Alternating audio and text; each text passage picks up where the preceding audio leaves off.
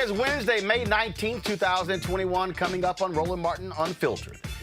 The comedian Paul Mooney, the iconic OG of the comedy stage, has passed away. We'll pay tribute to his life with a lot of comedians, including Robert Townsend, George Wallace, Bill Bellamy, Michael Collier, and many, many more. Also on today's show, the remaining survivors of the 1921 Tulsa race riot massacre testified on Capitol Hill today and called on Congress to consider reparations for the damages done. Change may be coming to Pennsylvania. Pittsburgh could get its first black mayor, and Philadelphia DA Larry Krasner, he won his primary as guaranteed victory in November. In Florida, another lawsuit has been filed challenging the state's discriminatory election laws. Also, in Washington State, Governor Inslee has signed a bill that will improve accountability for law enforcement. Many say it is one of the most important police reform bills in the country. Also on today's show, the family of Andrew Brown, they have filed a federal lawsuit. We'll explain all of that coming up next on Roland Martin Unfiltered. It's time to bring the funk. Let's go. He's got it. Whatever the biz, he's on it. Whatever it is, he's got the scoop, the fact, the find. And when it breaks, he's right on time and it's rolling. Best believe he's knowing. Putting it down from sports to news to politics. With entertainment just for kicks, he's rolling. It's on go, y'all. It's Roland Martin, yeah. Rolling with Roland now. He's funk, he's fresh, he's real, the best, you know he's Roland Martin now.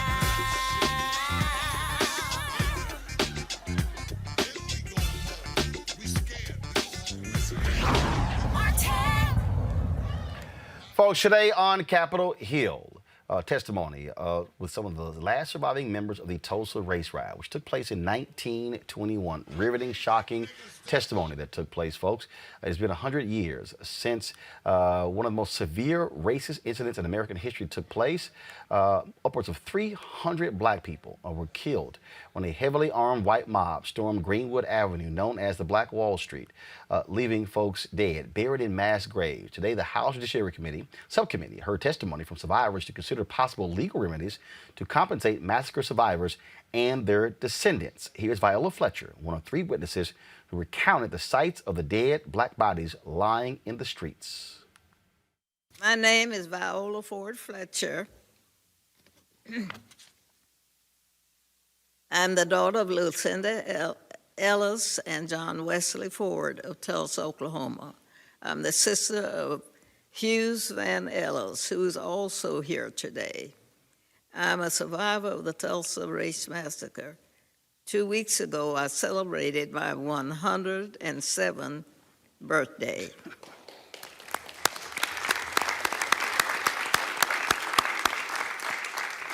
Today, I'm visiting Washington, D.C. for the first time in my life. I'm here seeking justice, and I'm asking my country to acknowledge what happened in Tulsa in 1921. I have been blessed with a long life and have seen the best and the worst of this country. I think about the terror, horror inflicted upon black people in this country every day. This subcontinuum committee has the power to lead us down a better path. I'm asking that my country acknowledge what has been happened to me, the traumas and the pain, the loss, and I ask survivors and descendants to be given the chance to seek justice, open the door. All of you know how easy it is to deny that a violent mob threatened your lives and took your property. For 70 years, the city of Tulsa and its stream of commerce told us that the massacre didn't happen, like we didn't see it with our own eyes. You have me here right now. You see Mother Randall, you see my brother, Hughes Van Ellis. We live this history, and we can't ignore it. It's our lives with us. Oh, my goodness. We lost everything that day, our homes, our churches, our newspapers, our theaters, our lives. Greenwood represented all the best of what was possible for black people in America and for all the people. No one cared about us for almost 100 years. We and our history have been forgotten, washed away. This Congress must recognize us and our history. For black America, for the white Americans, and for all Americans, that's some justice. Yes, was that it? Thank you. Do you want to say anything else? I thought it was another page. Do you want to say anything else? Mm-hmm. Is there anything else you want to say? No, that's not. Thank you very much. We appreciate very much your testimony.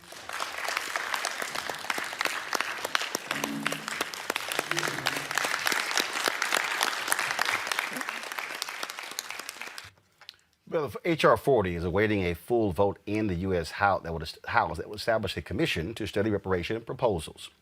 Let's go to my panel. A. Scott Bolin, former chair, National Bar Association Political Action Committee. Robert Patillo, Executive Director, Rainbow Push Coalition Peachtree Street Project. Monique Presley, Legal Analyst and Crisis Manager. Let me know, folks. So I'll start with you, Scott. We've had, you had attorneys, Willie Gary, the late Johnny Cochran and others who first, and also Professor Charles Ogletree, who first were representing these families in trying to get compensation for what took place. I remember them being at Congressional Black Caucus probably, 15 years ago. The state of Oklahoma finally apologized, but they've not at one time spent a single dollar. We're going to be in Tulsa next week. Beginning on May 27th through June 1st for the commemoration of the massacre. They have a Tulsa Race Riot Commission. Money is being raised, all these different things, but not a single cent is going to those survivors. And so what legal argument can they make to be funded? For that to be repaired, because there are survivors of the actual massacre. Unfortunately, only 3 are left.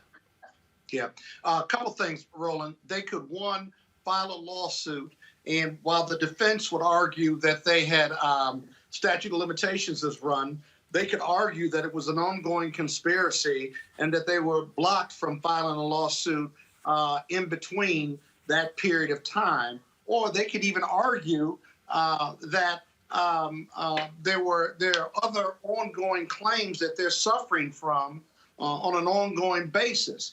The least, or rather the least onerous approach to this would be the state legislature and the governor getting together and proposing dollars in compensation in their budget, even if it was through an annuity where they will be paid out over time, not just to the survivors, but to the families of those who didn't survive.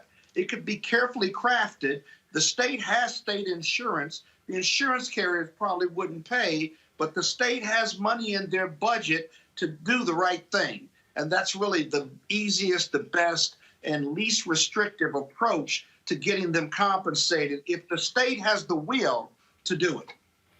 But the reality is this here, Monique, and that is Oklahoma, Republican red state, they won't do that. Done it a long time ago. If they had any interest whatsoever in doing the right thing, it would have already been done.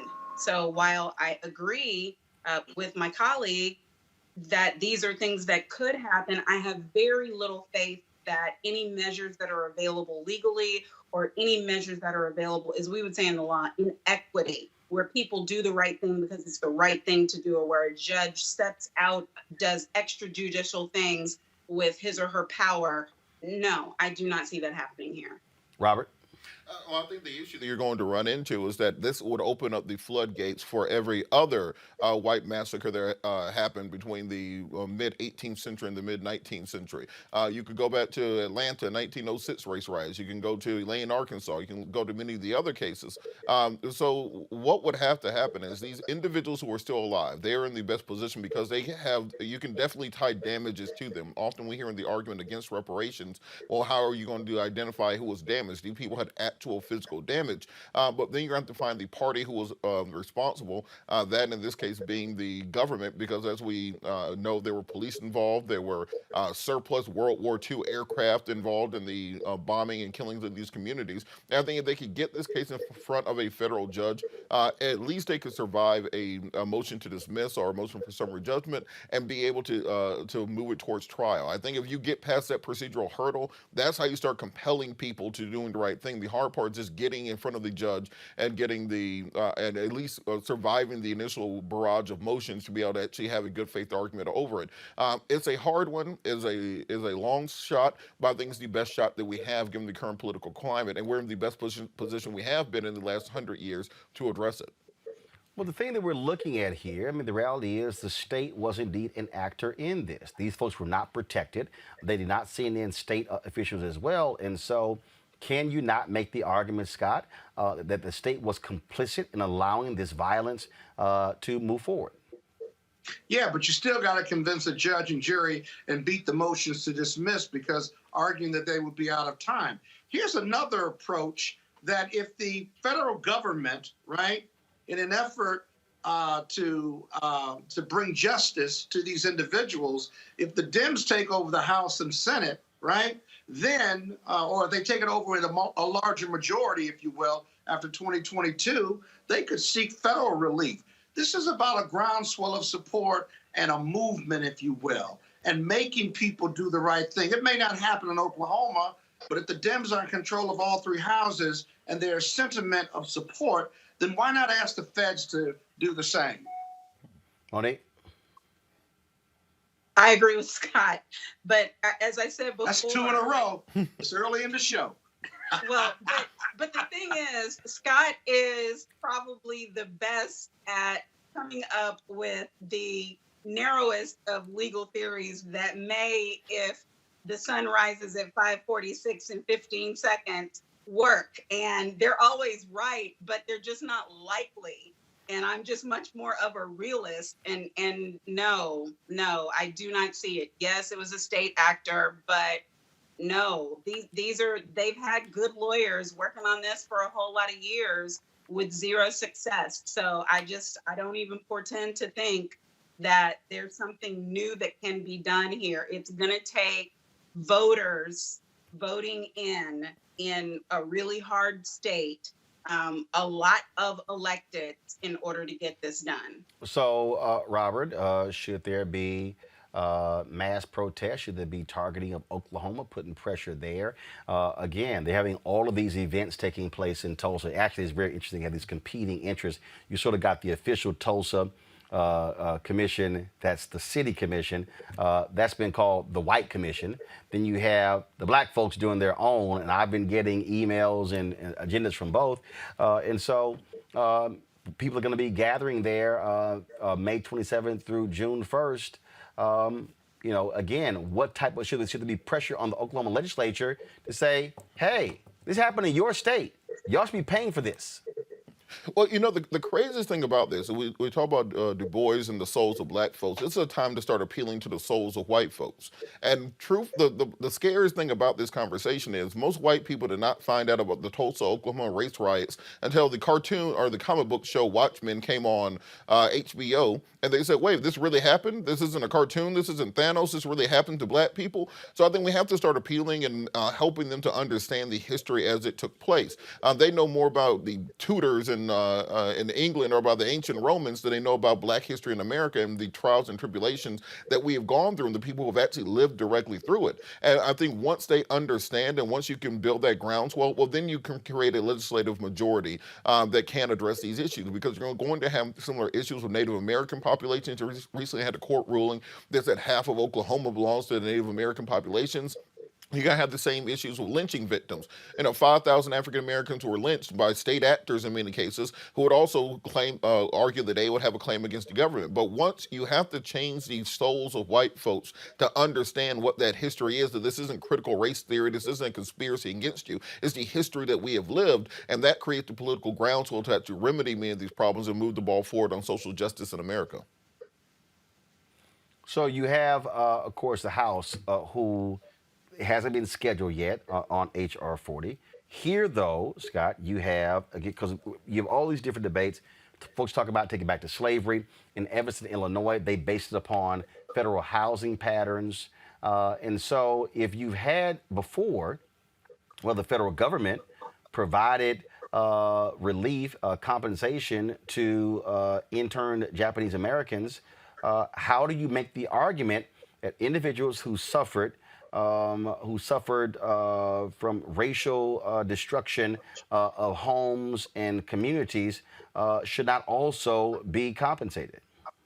You can't. There's no distinction.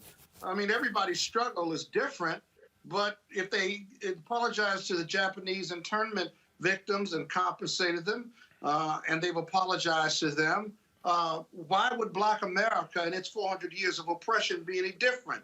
I got to tell you, we are the largest minority group, at least we've been for quite some time. Actually, now we're second. Latinos are number one, we're two. I said for a long time we were, but we're clearly the most oppressed from slavery to current, and yet America just seems to be resistant to apologize for the atrocities we've suffered and to let alone compensate us, right?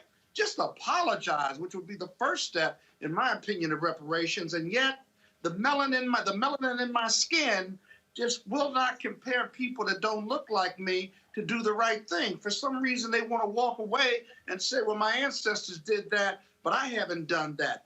But people that don't look like me are part of the living legacy of oppression of their ancestors. And you're not giving up anything if I ask you to do the right thing, because you didn't earn that white privilege. It was given to you, and we built America. Now, that's a hard sell to people that don't look like me, but you know what? It's the right thing, and the right thing to do. Well, Monique, doing the right thing is not necessarily what America's always done. No, but what I wanted to say, you were talking about the kind of how they're having the official, non-official, the black, the white, in terms of memorials. I know for sure that that Senator Tim Scott and that Senator Booker and some significant, and maybe all the way up to the top of the ladder at the White House, are attending the Black folks commemoration. So if ever there was going to be a time where people would want to make their voices heard, this would be it. Good point, Robert.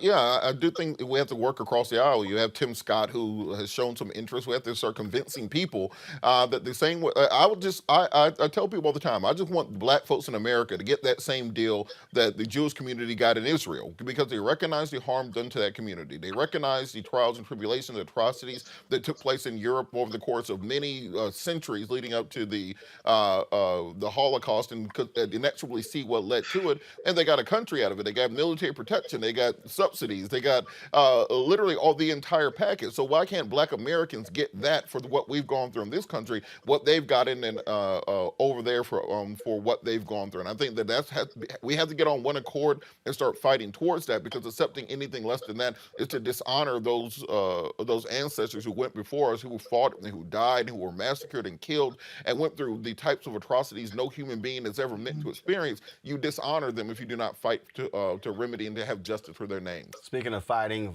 for the honor of one's name, the family of Andrew Brown Jr., they plan to file a federal lawsuit against the sheriff's deputies who were involved in his shooting death on April 21st.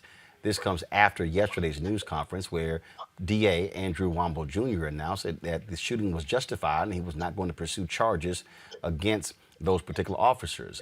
Chase Lynch, who is one of the attorneys for the Brown family based there in North Carolina, he also says the family is demanding that the family wants to see full unredacted body camera footage as well as details from the State Bureau of Investigation, who the DA said led their particular, who led the investigation part of this. Monique, what about that in terms of the lawsuit of the family against the sheriff's deputies in federal courtroom? I don't see it holding much promise. This is another one of those areas where the prosecution, the state level, had a wide amount of discretion, and they are using it in a manner that really most of us don't like, don't approve of, think is wrongful. But the federal standards are so different than that, that I don't think that there will be any hurry up because a lawsuit is filed. And I say this at risk of every single lawyer who's on this case because I know them, but this just to me is not the winning strategy. So, Robert, what is a winning strategy? If you're the family, what do you do? Because the only thing left is what? Wait for the FBI to see what happens with their investigation? Well, I wouldn't say wait for the FBI, but I think an analogous case in many ways would be the Ahmaud Arbery case. Because initially, it was not charged by the local DA, went to another DA, was not charged by that one, went to a third DA, was not charged. It wasn't until the full video came out that you had the Georgia Bureau of Investigations come in and then have the charges put in. So I don't think we should think of this as being the only bite of the apple that's going to happen. You're going to have state-level investigations. We are at some point going to get the full unredacted body cam footage. We are going to get those Ring video doorbell cameras coming out. We will find out witness statements, etc. This is why it's so important to have to vote in local elections and have local prosecutors that actually support and believe in the Constitution of the United States of America. Because the way the process is supposed to work is you kill somebody, we indict you, we have a trial. And that the point of the trial is so that the public understands the evidence against the individual, that we don't have a secret star chamber, that the jury gets the opportunity to hear the witness testimony and see all the evidence, and come out with a resolution that the public can accept. When it's simply a prosecutor behind closed doors saying, in my personal judgment, in my individualized opinion, this should not go forward, there should not be a prosecution, that's something that the public cannot accept. So I do think we'll see more bites at the apple at this on the state level. As far as the federal hate crimes laws, this is part of the reason we need to reform those laws because they've been in place so long. It's nearly impossible often for the Justice Department to build a prima facie case to even make charges, despite even the most incongruent evidence. So it's time for us to take a look at those charges that are on the books. We saw those the Asian American community recently, the enhancement of hate crime protection for them. We should do the same for African Americans against police brutality. Well, the thing here, though, look, Scott, I understand the point Robert makes there in terms of other investigations, but you can't compare it to Ahmaud Arbery. The difference there was it went to three different prosecutors, and then the third one recused themselves and invited the Georgia Bureau of Investigation in. North Carolina law, the DA has to invite the state attorney general in North Carolina. Already is on record saying he would investigate, but the DA has to ask them to come in. So because this DA has the jurisdiction, it's limited in terms of what can happen next. The state can't come in and say, okay, we're now going to take this thing over. So in North Carolina, it appears as if that's it. Well, but wait a minute now. I talk about the civil justice system all the time. Am I missing something? The criminal justice system may give punishment, but it doesn't bring back the person that's deceased. Well, that's why I asked the question at the outset when the family said they were going to file a federal lawsuit against the sheriff's deputies. That's a civil lawsuit. I'm speaking of when actions taken in North Carolina on the criminal side. The district attorney has the jurisdiction by him choosing not to pursue charges. That's it in that particular county. There's no other way in North Carolina for the state to move forward in a criminal investigation because the DA's already rendered his decision. Yeah, no, I agree with my colleague. That's pretty much it. You can't appeal a discretionary investigation that says they're not going to go forward, which is why you've got to focus on the federal lawsuit on the civil side. He's not coming back, but compensation is a possibility. And by the way, they can file in state court too. they can file state charges in federal court as well and have ancillary jurisdiction. The only thing left for this family to do is to get lawyered up, file their lawsuit. They could file in the state claims in the state court. They could file federal claims in the federal court, or they could do both, right? They could do both in federal court. And if they can survive a motion for summary judgment or motion to dismiss, then that's where their justice is. That's where their civil justice is. They get compensated if they win. But in either justice system, criminal or civil, the deceased is not coming back. And you can get discovery, by the way. You can get mediation on the civil side, and you really can take the depositions of the bad actors. You can take depositions of the state actors, if you will, as well as the DA in a civil proceeding, and you get a lot more evidence and a lot more information about what happened and the exposure and liability of not only the state, but also the bad actors through the civil justice process. But how about this, Robert, and weigh in on this one here. Okay, so this DA made the decision. What are the people, first of all, this DA is running for office, Superior Court judge. What if there's a new DA? Can a new DA pick it up and actually indict? Absolutely, they can, and also there's another factor. Remember, the judge ruled that this information cannot be made public for 30 to 45 days when the body cam footage will be released to the public. There's every chance and every opportunity the information gets made public, and there's enough pressure put on the DA to at least reopen the case or to invite the Attorney General in to be able to investigate it from a state level. So I wouldn't give up on this just yet, because I do think that as information becomes more public, as public outcry, these people are still public officials who have to respond to the will of the people. And as that stuff grows, you may see this reopen and see another opportunity to have criminal justice in this case, as well as this civil justice that Scott mentioned. Monique, you're shaking your head. Because no, the prosecutor is not supposed to respond to the will of the people. That is exactly the opposite. I mean, the reason why we protest is because we protest an injustice. That doesn't mean that a prosecutor who's doing what he or she believes the law requires is supposed to change their decision, even a discretionary decision, based on the fact that people are angry. Based on the fact of a fresh new look, a new prosecutor certainly can do that. One second, Scott. One second. Monique finished, then Scott. Okay, so what we're finding, and this is another case where we're finding it, what we really need to know is why they came out there in riot gear in the first place. What we really need to know is why, to execute a drug warrant, they had, a SWAT team ×5.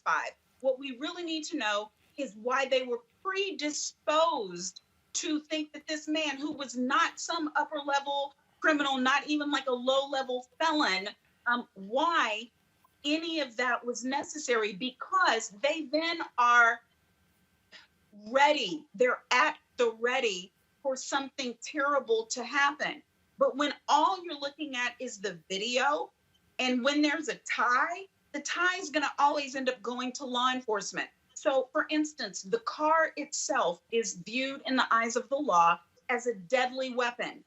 So even if the decedent was backing up and then going forward in order to get away, and it's arguable that any one of those officers was placed in danger, even a hair on their chinny chin was touched, then a court is going to uphold whichever one of those officers, or all three of them, shot. That is the unfortunate part of the matter. We've got to change laws so that we don't end up in a position where we are sending law enforcement inappropriately to start wars on civilians, because that's what happened that day. And even if the decedent got scared and tried to get away, and in the course of getting away, placed one of those officers in danger, it ain't gonna go right. It's not. And it's gonna be hard to prove that any of that was because of race. This is very different than any of the other cases that we've been looking at. And so I agree, frankly, with the prosecutor saying this is a tragedy. What I don't agree with is the decision that was made. But that's because I, too, like everybody else, haven't seen the full video. I don't know if seeing the full video is going to help us. I want to see it, but I don't know if it's going to help. Scott? Well, I mean, some of what you say is the obvious, but you certainly have to continue to protest and keep the pressure on, because justice delayed is justice denied. And if you get a new prosecutor, absolutely, a new prosecutor can take a fresh look at it and determine that it is worth going forward. And that's only going to come from political and public pressure. I mean, that's what happened in the Cosby case that you know very well. They cut a deal on the civil side, and they agreed not to prosecute him, and then years later, they got a new prosecutor. Hell, he ran on prosecuting Cosby, and then, Cosby got prosecuted. It's probably a bad example because he shouldn't have been prosecuted. But yes, my point is discretion.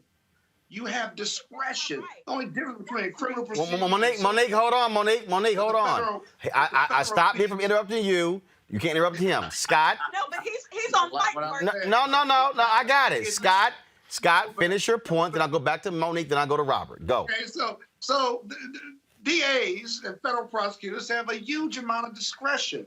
If you can convince one to take a fresh look at it and they convince them that it's worth pursuing, then that can certainly happen. But again, you still have the criminal justice piece helps you on the civil side normally. But sure, you got to keep the pressure on and get a different decision, throw some resources behind it, and then let them bring the prosecution. Because there's some cases that have to be tried, Roland, whether they're tough or not. There's some that have to be tried because the public needs to have confidence in the prosecution and the justice system and doing what's right, even if you may not be able to prove it beyond a reasonable doubt. You got to try. Monique? What happened in the Commonwealth of Pennsylvania, and this is not a subject that I speak on ever, but what happened there is the exact reason why prosecutors should not change their minds with the change of their political parties or with the change of election cycles. They are to uphold an oath with neither. But it happened. Scott, she's talking. They are. Why don't you just let me debate her? With neither fear. Because the audience can't hear what either one is saying if you're talking over each other. Well, Monique, they are go. to uphold an oath with neither fear nor favor, with a fair and impartial view of the evidence. And if the evidence doesn't change, then the fact that a lynch mob is waiting outside their door or waiting on their Twitter feed should not change the decision to prosecute or not prosecute. So what I am saying here is that no, that is not the reason why we protest. We don't protest so that we can change the just discretion of a prosecutor. We protest so that we can change laws so that we don't end up in this position that we are in right now. But no, the reason why I want to be able to trust in prosecutors is because they know the things we don't know. So if we see the evidence and it looks like, oh my God, the way it looked for us in George Floyd, the difference between what they showed us and what a separate camera of a teenage girl looked like, fine. But if you add all kinds of facts into the debate. You add all kinds of facts into the debate. It happens all the time. Robert, go ahead. Robert, go ahead. You may not like it, but it does. Robert, go ahead. But this is why I think that we have to calm down and wait for the additional evidence to be made public. The judge said 30 to 45 days for the release of the video. We still need to find out the neighbor's Ring camera video, what is on that. Also, through the civil justice system, we'll be finding out more information about the state of mind of the police officers, the ones involved. And I think once that information comes out, it may very well be that the judge either the DA has to recuse himself and allow the state to come in, or they'll have to reopen the issue. But I don't think we should assume this is a fait accompli, that we are done with this discussion. I do think there will be more so coming from the state going forward. All right, folks, let's talk about politics. Let's talk about yesterday in Pennsylvania. A lot of Republicans were saying, hey, we now can do some big pickups and defeat some Democrats. Well, in Pittsburgh, that city is close to electing its first black mayor. Yesterday, State Representative Ed Gainey won the Democratic primary, upsetting two-term Mayor Bill Peduto. Gainey ran his campaign on the platform of fighting for everyone and not just a few. He accused Peduto of breaking promises as communities of color continue to suffer. Gainey could become Pittsburgh's first black mayor, as a Republican opponent has not filed to run in the primary, and so that means that he'll be running unopposed in November. In Philadelphia, a lot of eyes were on this particular race, where Progressive District Attorney Larry Krasner was running. He survived a challenger in the Democratic primary from challenger Carlos Vega, who billed himself as a less progressive candidate. He also ran with the strong support of the police union. Krasner will face Republican challenger and well-known local attorney Charles Peruto Jr. in November, but we're talking about a very Democratic city. And so Krasner is essentially a shoe-in. Here's what this election also says, Robert, and we're seeing this. Historically, when you ran for DA, you had the endorsement of the police union, you were a shoe-in. We're now seeing that the endorsement of the police union in some of these cities actually is the one thing you do not want. Well, you're absolutely correct. And I think we're seeing this wave across the country. I call it the black girl magic wave of mayors that we saw nationwide. Everything from St. Louis to Atlanta to New Orleans to Baltimore, all across the country. And we're seeing the same thing with progressive DAs, because individuals are understanding that, quite frankly, locking up people and throwing away the key does not do anything to keep communities safer. It doesn't do anything to reduce crime rates. It doesn't do anything for restorative justice or to bring people back into the community as restored citizens. And because of that, we're seeing a new progressive wave of elected officials, particularly on the criminal justice side of the aisle. What's going to be interesting, however, to see the police response, because what we saw in Chicago and Atlanta and Baltimore and other places, that when you try to put reforms in, when you have a progressive district attorney who is trying to go up against the police union and the fraternal order of police, that they often will just simply allow crime to get out of control to try to get those elected officials out of office. So it's going to be a continuous balancing act between the interest of restorative justice and the power of those police unions. But at the same time, the public has to stay engaged. You cannot simply vote and then check out, because these progressive politicians that you elected are going to need your support going forward. Otherwise, they will be politically crippled. We're seeing Keisha Lance Bottoms not running for re-election in Atlanta. Partially for that reason, the police decided that if they were going to have to face sanctions for anything they did, they would simply let crime run out of control. So we're going to have to keep it, be focused and cognizant of that, and make sure we keep electing more progressive elected officials and holding these people accountable. We saw, Monique, in Los Angeles, where Jackie Lacey, African-American woman, was the DA. She got defeated. There were a lot of black folks who opposed her because in her tenure, she never prosecuted a single police officer. Many felt that she was too cozy with police. What we're now seeing voters who truly understand how vital a district attorney, the role that it plays. I think after, of course, what took place in the death of Tamir Rice, well, Cuyahoga County, that DA was defeated, where you had Bob McCullough, the DA in St. Louis, who got beat by Wesley Bell. People now realize that, you know what, if you want to change the criminal justice system, start with the DA. Yes, and as I've said on this show probably at least 15 times, we want district attorneys, county attorneys, state's attorneys of conscience, not necessarily of a particular color. Lacey is the prime example of that. Do I want more black and brown folks in these offices? Yes, because I believe based on life experience, based on cultural experiences, they have a better understanding of the people whom they will be making discretionary decisions about whether to prosecute or to not, whether they can offer deferred adjudication, whether they can offer some kind of enhancement in order to bring a young person along without them going into crime again, keeping recidivism rates low. But here's Lacey. She had no problem prosecuting black people, just not cops, right? And I know some of the black people she had no problem prosecuting. Again, we talking about the same stuff tonight I'm trying not to talk about. But my point is, we do see with a Kim Fox, we do see with that really made no sense whatsoever. But oh, what's she talking about? What's she talking about? Do you not know the Lacey history as it concerns me? You talk about stuff we talked about before, don't want to talk about now. Just go on. Keep going. Okay. So my point is, you know what? You had to be there to get it. My point is, And clearly none of us were there. it's not color. Will you leave her alone, Roland? Let her talk. It's conscience, but color helps. That's where I'll leave it. Well, but you all, let's remember, these elections are in cities, Democratic cities, I think. They're black folks, and I think you can make the argument Roland suggested, but it's a drop in the bucket compared to other DA races all around this country. Law and order still reigns. I think it's changing, but it's incremental. And in the end, people who run for the DA's office, they either run for balance, they still want the police union endorsement, until the police decide that they want excellence and they want to be bigger, better, and brighter, and that they don't mind body cams because body cams keep them honest and they're not doing anything they're ashamed of. It's a long road to hoe. It just really is. But I hear you, Roland. I think you're right about that. But I think it's incremental compared to a movement or a wave under these circumstances. I'm glad people are voting down ballot, though.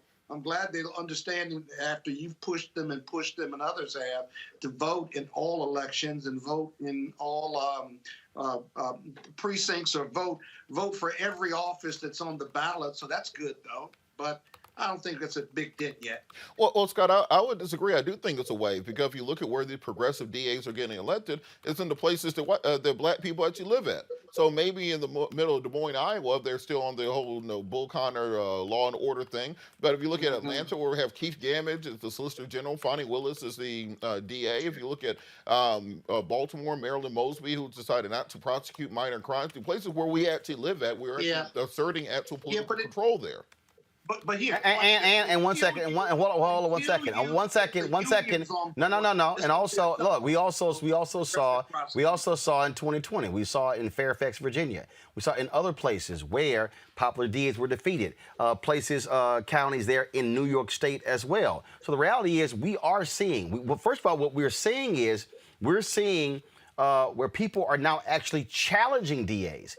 After Michael Brown was killed, Bob McCullough had no competition. It was in the next election when Wesley Bell ran against him. And so we actually are seeing that. We're now seeing people who realize that, wait a minute, if we go after the DA's job, if we go after the DA's job, then that has a direct impact on criminal justice because they're deciding who gets prosecuted and who doesn't. And so what we're now seeing is you're now seeing grassroots organizations that are putting money behind progressive candidates. And so we are seeing a shift take place in this country, and it has to start somewhere, and it's already started.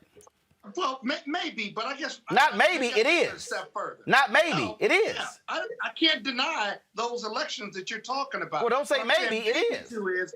Look at how effective those progressive prosecutors are or can be, because they're limited by the police union and the police culture that is still not comfortable with their consciousness. No, they're not. Scott, that's just wrong. You're not going to have No, Scott. No, Scott, you're wrong. No, you're wrong, Scott. Scott, you are wrong. You are wrong. The job of the DA isn't solely about prosecuting cops. What we have seen by electing progressive DAs, we have seen expungement of marijuana convictions. We have seen them decide they're not going to prosecute. Don't disagree with that. So the whole point. Can they be effective without the police support? That's easy. What I'm saying. They can be effective by saying you no longer going to run this office. For instance, you saw in Chicago where a prosecutor went to court and essentially gave the police version of a shooting of a 13-year-old kid. When the real story came out, Kim Foxx you got to go. So the old way of doing business where we could do whatever we want. Same thing in Dallas County. John Crusoe, when he became the DA there, prosecuting a policeman conduct there as well. What we have seen, we are seeing more and more examples of progressive DAs assuming authority and willing to challenge police departments. And Monique, not being penalized for it. You're seeing moments, not movements. No, we are That's all seeing a I'm movement. saying. You're seeing Scott, moments. Scott, a You're not moment. seeing Scott, a movement. moment You was when want one. to. Scott, a moment is when one or two are elected. A movement is when you have 5, 8, 10, 12, 15. That's a Out of movement thousands because of that's called prosecutors, moving. You're not making a dent. You want to. That's your liberalism telling you that this is a movement. It isn't. It's minuscule. I'm sorry. compared If to you every go prosecutor in from the 1 country. to 15, what the hell is that than a movement? That's What is not that? a movement out of 2,000 prosecutors. You got a little moment. You got 15 No, Scott, moments. it's a movement. It's a movement when they're also being impacted Ask me in a- in the ask me in a major year. cities where In a black year, if you folks make are mass progress, incarceration. you might- Monique, go ahead. Thank you. Come So back to yes, this one, Monique. if Thank you. no, I'm not, Scott. Now stop it. If one prosecutor is Cook County, if one prosecutor is Baltimore, obviously, Scott, that's representative of 200, dare I say, 1,000 prosecutors in other smaller jurisdictions. So I agree with Roland that if we are looking at large metro areas where we are electing or appointing prosecutors who are using their discretion, not just in the area of police misconduct, but in other areas where nonviolent offenses can get a different ruling than they have previously, where marijuana convictions can get overturned, where people can have other options other than mandatory prison sentences because it's all in the DA or the prosecutor's discretion, then that is making a major dent in areas where it matters. So I agree with Robert and with Roland, and not with you, Scott, not with you on this. And Monique, Robert, go ahead. Robert, go ahead. And Monique, to your point, I think one thing that we've seen with Marilyn Mosby and what we saw in Oregon actually is that we've started seeing prosecutors unilaterally be able to decriminalize blackness. Because guess what? When the prosecutor announces, I'm not going to prosecute any marijuana charges going forward, and also you cannot use that as probable cause for a stop, that disincentivizes police to make false traffic stops that didn't escalate, where they have to say, I smell a strong scent of marijuana, and that's what made me go through a further check without a warrant. If you decriminalize sex work, for example, well, now you don't have an excuse to execute warrants on people. If you decriminalize petty offenses and say we're going to have municipal violations and community service instead of jail time, well, now we stop some of those police interactions that often escalate. Because what we've often seen in police shooting cases is a direct escalation from a minor misdemeanor stop for no apparent reason into something which is a fatal event. So we stop prosecuting people for truancy, vagrancy, loitering, Air cruising. fresheners. Yeah, air fresheners, cruising in districts. There used to be a law in Atlanta, you couldn't cruise around 5 times the same area without getting pulled over by the cops. You get rid of those things, you lower police interactions, you have real life criminal justice reform, and it's sweeping the nation. It's not isolated. Yeah, but guys, I don't disagree with any of that. I just don't think it's a movement. It's a moment, if you will. So And Scott, if define you a can grow, movement. you gotta Okay, Scott, grow. define a movement. You gotta grow. How many? That's all. How many is a movement? Well, ask me in a year and I'll tell you. But it's okay. I don't need the 3 of you all to agree with me to know I'm right about this. No, you're not right. You're wrong as hell. But Scott, answer this. I don't need you. Scott, You about as wrong know as that I'm damn right. sun. Let's go. You about as wrong as Let's that go. damn sunlight in the middle of your face on this video. look, Scott, what major city right now does not have a progressive DA? If you look at our major county, if you look at LA, if you look at Chicago, DC, Baltimore, New York, Atlanta, Miami, Dallas, Texas, Houston, all of them have major progressive DAs who are trying to push through these sorts of reforms. So if every population center is already being led by a progressive movement, I don't see how you can say that's not a movement because, Montgomery, Alabama, or, Brunswick, Georgia doesn't have a progressive DA yet. I said my piece. Anything else? Got it. Hey, folks, breaking news. The House just voted 252 to 175 to create an independent commission to investigate what took place on January 6th. That number is a huge number, 252. Remember, the Republican majority leader Kevin McCarthy announced he was not going to vote for it. Even Representative Steve Scalise, he actually whipped and said the official position of of them was not to support that, but clearly there were enough Republicans who said, no, this needed to be investigated. It needed to be done. And so it's a major embarrassment to the likes of Kevin McCarthy and others that they were not able to keep their people in line to vote against this. As I said, 252 to 175. That means about 40 plus Republicans chose to vote alongside the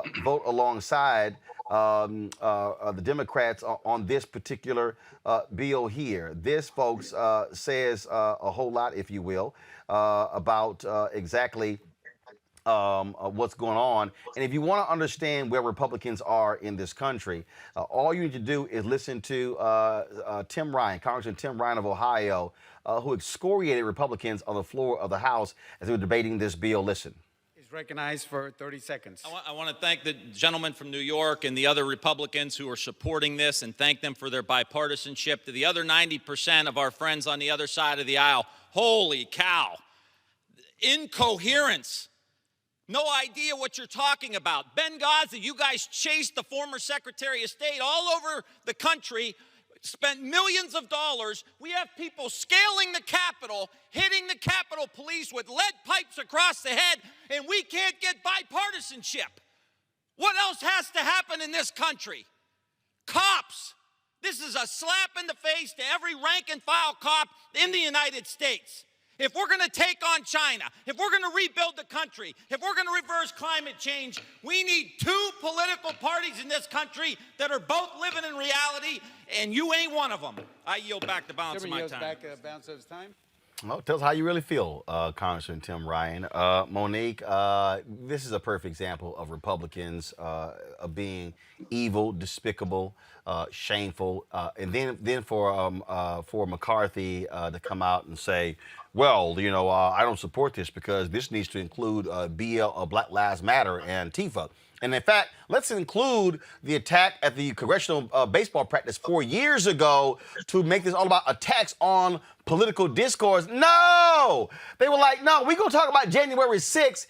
And then Congressman Benny Thompson came out and said he thinks the reason that McCarthy doesn't want there to be a commission because he don't want to have to reveal the folks who were complicit in this. And this is about protecting a lot of Republicans. And now you, of course, have Mitch McConnell, who now says he will not support this January 6th commission. Your thoughts?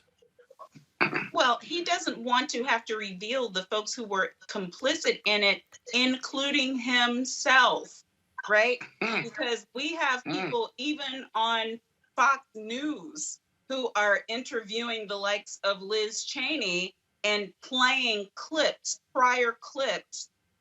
Who was it? Scott Wallace? I can't remember who it was right now, who was interviewing McCarthy and saying, did you or did you not, basically doing an attorney level cross-examination, have this conversation with then President Trump on January 6th, where this was revealed, and McCarthy denied it, right? But I think that they've got the goods on him.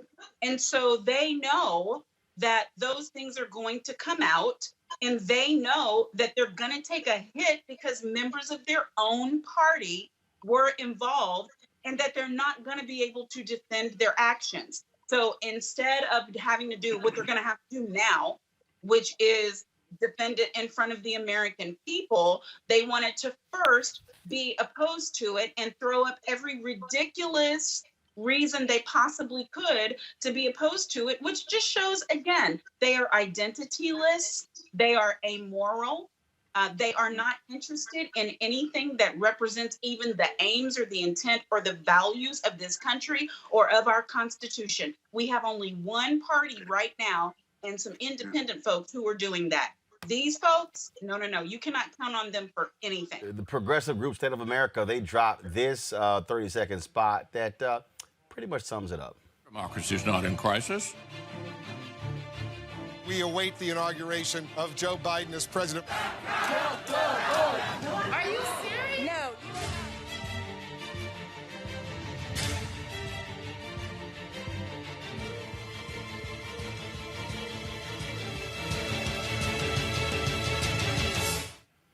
That about sums it up, Robert. Well, this goes back to those good old Watergate questions. What did they know and when did they know it? I think we heard from many Congress people that they saw that there were other Congressmen people while they were theoretically hiding out, tweeting out the locations of the Speaker of the House to the mob during the actual Capitol riots. That there were Congress people who were giving future rioters tours of the White House, even though the Capitol is on lockdown, in the days leading up to it. I think Republicans are realizing that the MAGA wing of the party is not only complicit, but probably the leaders of much of this movement. And when Mitch McConnell sees and says, well, Hawley and Ted Cruz will probably be expelled from Congress after these hearings, they realize they have to come out against it. So this is all the more reason for the American people to demand this type of commission and demand that people are held accountable for what they did, because this is nothing short of treason. The way that they have run after and tried to accuse everyone else of treason while doing it themselves, I think is amazing and galling. And this is why it's so crucial to have this type of commission, to have the Department of Justice is ready, willing, and able to prosecute. Yeah, but this is just sheer lunacy too. But this is Trump's lunacy. I mean, I don't know how the Republicans take this position, let alone challenge the election after the insurrection, go right back in, and then believe and presumably can get reelected. That's the danger in all of this. It isn't the lunacy of their position, because it clearly manifests that they could care less about the democracy, they could care less about their personal safety and the safety of others, and they could care less about the Constitution. None of them should ever say they love the country or they love democracy or the Constitution. But what's really sad and demoralizing, excuse me, is that they can take these positions that are anti-American positions and fully expect to get reelected, Roland. I got you. That their constituency will continue to support this lunacy. Because they believe in white supremacy. Folks, I certainly appreciate it. We're going to leave it right there. Scott, Monique, and Robert, thank you so very much. Folks, when we come back, our tribute to the great Paul Mooney, who passed away today in Oakland at the age of 79. It's next on Roland Martin Unfiltered. Racial injustice is a scourge on this nation, and the Black community has felt it for generations. We have an obligation to do something about it. Whether it's canceling student debt, increasing the minimum wage, or investing in Black-owned businesses, the Black community deserves so much better. I'm Nina Turner, and I'm running for Congress to do something about it. Yo, what's up? This your boy Ice Cube. What's up? I'm Lance Gross, and you're watching Roland Martin Unfiltered.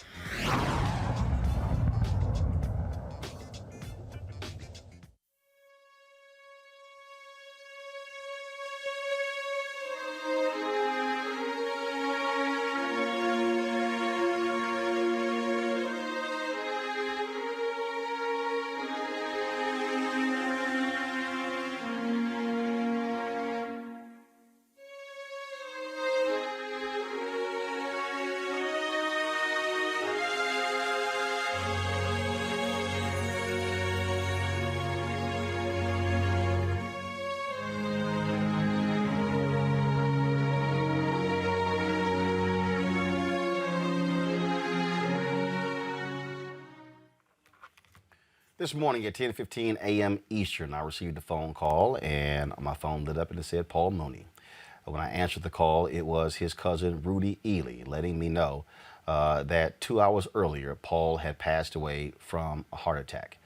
Rudy said that Paul had asked him to make him a peanut butter and jelly sandwich, and then he went in to make the sandwich, and he came back and found Paul Mooney unresponsive. He then called paramedics, police, and fire. They rushed to the home there. Paul had been living with his cousin Rudy Ely because Paul had been suffering from dementia the last several years. They were unable to revive him, and he was pronounced dead at the age of 79. There are no words to describe the comedic genius of Paul Mooney. So many people have talked about what he meant, his legendary writing for Richard Pryor and others, the roles that he played on screen, but also his unrelenting honesty when it came to the comedy stage. This was someone, if you want to talk about this show being Roland Martin Unfiltered, then that certainly speaks to who Paul Mooney was. There was a reason why he watched this show, why he was a fan of mine. And in fact, Rudy said, Roland, there's no other person Paul will want to break the news of his death. That's how black Paul Mooney was. Even in death, he didn't want white folks reporting about his death before anybody else. Joining us right now, folks, we have a number of comedians who are lined up to share their thoughts and reflections about Paul Mooney. I have been getting text messages all day. Earlier, I communicated with Dave Chappelle. Of course, Paul Mooney wrote for his show and so many others. Joining us right now is George Wallace, Robert Townsend, and also George Wilborn. Glad to see all three of you with us. I saw Jackie Harris there as well. My apologies. I'm going to go. I didn't see Jackie there because George got that janky phone, so I didn't see him. I didn't see you because George got that janky phone. George. This is my phone. This is my phone. This is my interview, and you better talk to me soon because I'm shooting a major project and I don't have long, and Paul don't hear me no way. So let's get this over. Comedians, we still got to be comedians now.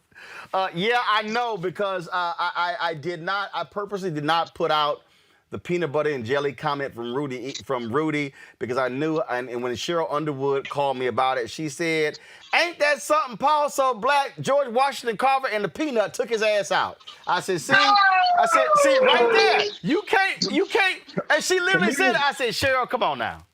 We won't stop. We won't stop. So who are those other two guys you got on with you? No. We gonna go to the elder first, and that's you. Because you said you ain't got that much time, and that's true. So let's just go ahead, just share your thoughts and reflections on Paul Mooney. Well, I just want everybody to know, when I first got to California, Paul Mooney was young and writing for Richard Pryor. He and Richard Pryor looked so much alike, we didn't know who was on stage. Is that Paul Mooney? Because we didn't know, but he was such a prolific writer. He wrote for Red Fox. I also wrote for Red Fox, but we loved him. We loved working for him, and he was one of the real kings of comedy. Let's make that perfectly clear, okay? I was not one of his best friends because sometimes I didn't know which Paul I was going to meet. So, but he was a comedian, and all the comedians know that. Even my friend, I'm shooting a big TV show right now. My wife is with me. You might know my wife, and it's Jackie. Say hello, Jackie, about Paul. You know Paul. Hello, yes, I love Paul. I spent 3 hours in a airport with Paul. We had a layover when those bombs hit, and the plane crashed. Paul told me about 200 jokes, and I wrote them all down. He was a wonderful storyteller, and he could be very wicked, which I love, but he was an original. I saw him do a roast of Tim Reed one time, and I never left his side whenever I wanted, some good old sharp-witted comedy. He wasn't scared. He wasn't scared like Freddie Mac. He wasn't scared. And his famous joke, he first told when I got to California, would somebody please make that nigga stop saying nigga? I don't know where you can say the N-word on that, but I love Paul. You don't know if you can say it, huh? Yeah, I don't know what this, but that was Paul's joke, and that's what he said. And I tell you what, I don't know did I lose you or not? Stay with me because Paul, last year we had John Witherspoon pass away, and now we got Paul. And they say it comes in threes, so my ass, I ain't sleeping for a year. I ain't going to sleep. Because I'm the next one of the statesmen, I think I'm the oldest black comedian living now, except Jimmy Walker. You are. Ain't no you think you are the oldest black. Now, don't let me change up on you now. I'm God blessing you right now, but I can cuss.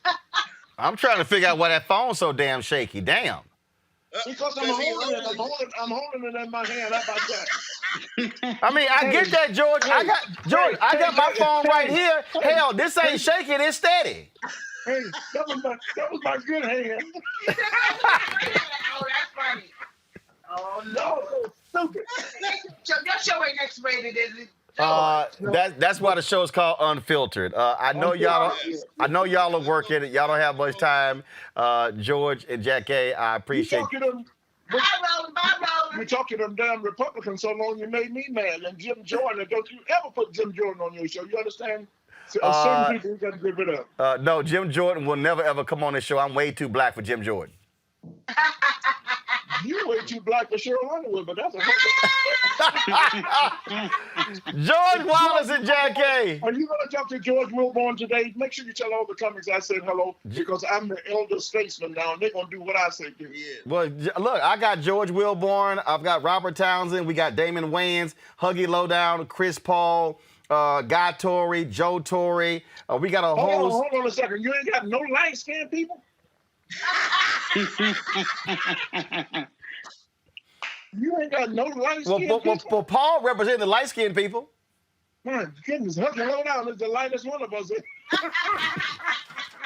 Jack K holding down for the light-skinned people. Okay, that's true. I hold it down. All right, Jack K and George, I appreciate it. Thanks a lot. We love you, and there's absolutely nothing you can do about it, because my love for you and everybody else does not require your permission. I'm George Wallace. I'm out. I appreciate it, y'all. Thanks a lot. Love y'all as well. Take care. Always irreverent and out of his mind. Let's go to Robert Townsend, George Wilborn. Robert just shaking his head like, yeah, that's George. No, George is crazy as all get out, man. But Roland, thank you for doing this and honoring Mr. Mooney tonight. This is really beautiful. You did a series of specials with Paul, and Paul had this one skit where he described what it'd be like to have a black newscast. I don't use the N-word, but let's say it is hilarious as hell. And he didn't care who he hit, Robert. There was no such thing as that's out of bounds for Paul Mooney. No, you know the thing that I would say is that when I came out to L.A., Keenan got out here first, and then I came out, and then Keenan goes, man, we got to go to the Comedy Store and watch this comedian named Paul Mooney. And I just remember going to the Comedy Store, and he would go on late at night, and we go like, hey, man, it's 12:30. He says, no, he's getting ready to go on. And so it would be like late, and then the room would be packed with people.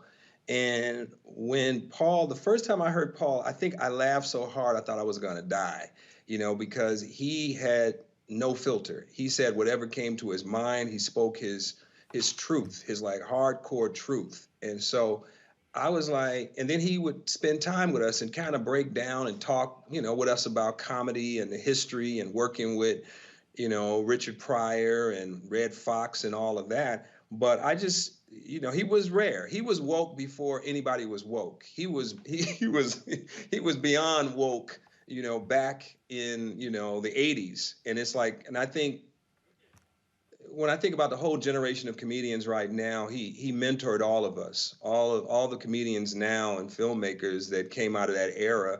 There's a piece of Paul because he was so outspoken.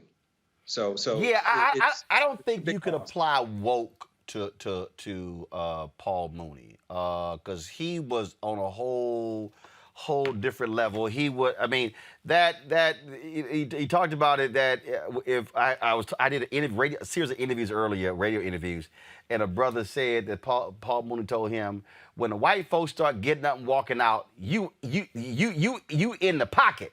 He said you bring in the heat. And he would put it in his show where I got one of his CDs and he was like, oh, look at them. The white folks are leaving. Goodbye. This is too much for you. I mean, he just did not, most folks don't want people to leave their show. Paul was like, oh, y'all leaving? Yeah. I mean, he was just relentless. No, he loved clearing out the main room, clearing out the belly room of the Comedy Store. And we would sit there and we would just see how much longer the people could put up with it. And he would just keep going. And homie, I see you're leaving now. Yeah, I'm gonna break it. He would just he would have a whole run that he would do, but he loved clearing out the room. He loved it. He lived for it. George, your reflections of Paul Mooney. It's once again I echo what Robert just stated. Thank you for doing this. It seems like until you die, do you get all of your posts and all of the things that people say and the pictures that you've taken with people. They don't come out until you die. So it's unfortunate in that sense, but he has reached across the aisle for so many comics, and Townsend hit it, on the head. It's like all of us was touched by his brilliance and his genius, but for comics like me who have been unfiltered and who have been known to say what's on his mind, it was through people like him and Richard Pryor and Rodney Winfield and those unapologetic comedians who said the art of comedy comes first, and truth has so much to do with that comedy, and nobody could tell that truth, like Paul Mooney, to be honest with you. And so for me, like so many other comics, I was blessed to have, graced the stage with him and have conversations with him, that I'll never forget, obviously. But just for the young comic to watch this dude, man, to watch the mastery and to watch just how he commands what he's saying is something that, only the legends like him can provide for a comic.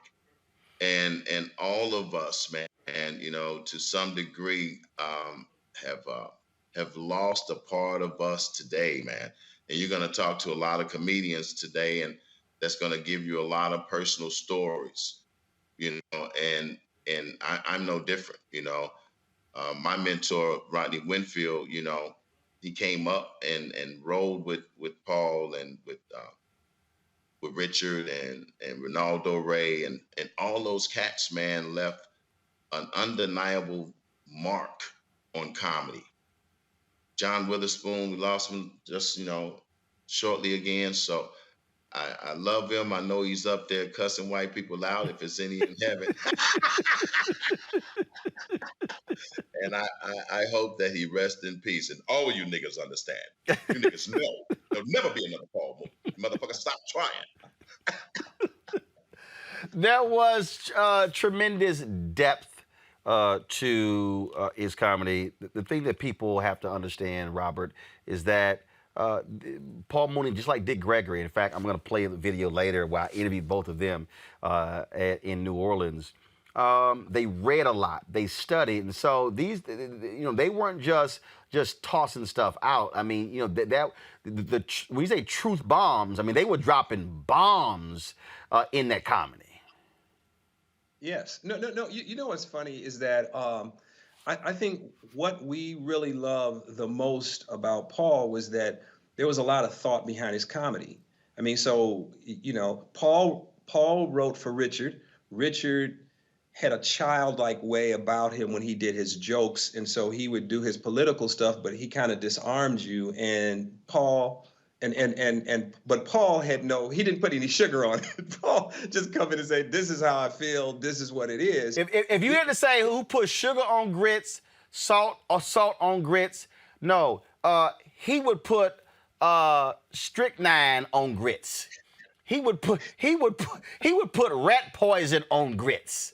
That's right. He ain't put right. Everybody else, let me soft shoe it. No. He would come in with like a bazooka. Oh, soft shoe? No.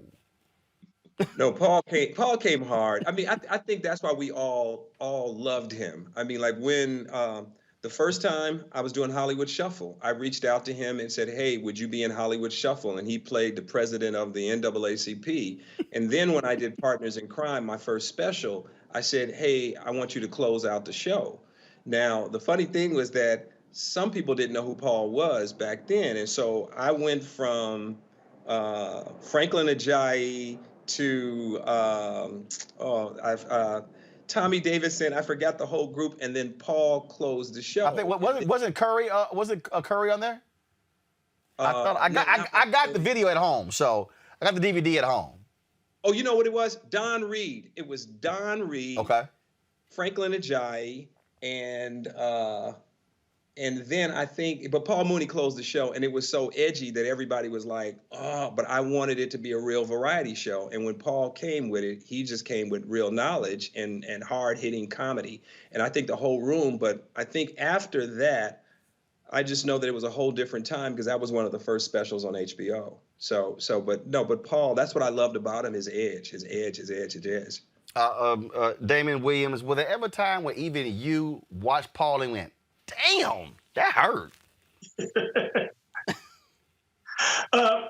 Not so much, because see, we as comedians, we love to see people push the envelope and go further than we thought about going, because we might have all had the same thoughts or something similar, but for somebody to actually say it, it gives our hearts joy. I have a great story about Paul Mooney. I was working with him in Oakland. It was a day in the park of comedy. It was a Mark Curry event. And they put us on the same, like they were shuttling us over. And Paul had me in the bus with him. And he happened to be talking about Richard Pryor's children fighting his ex-wife over his estate.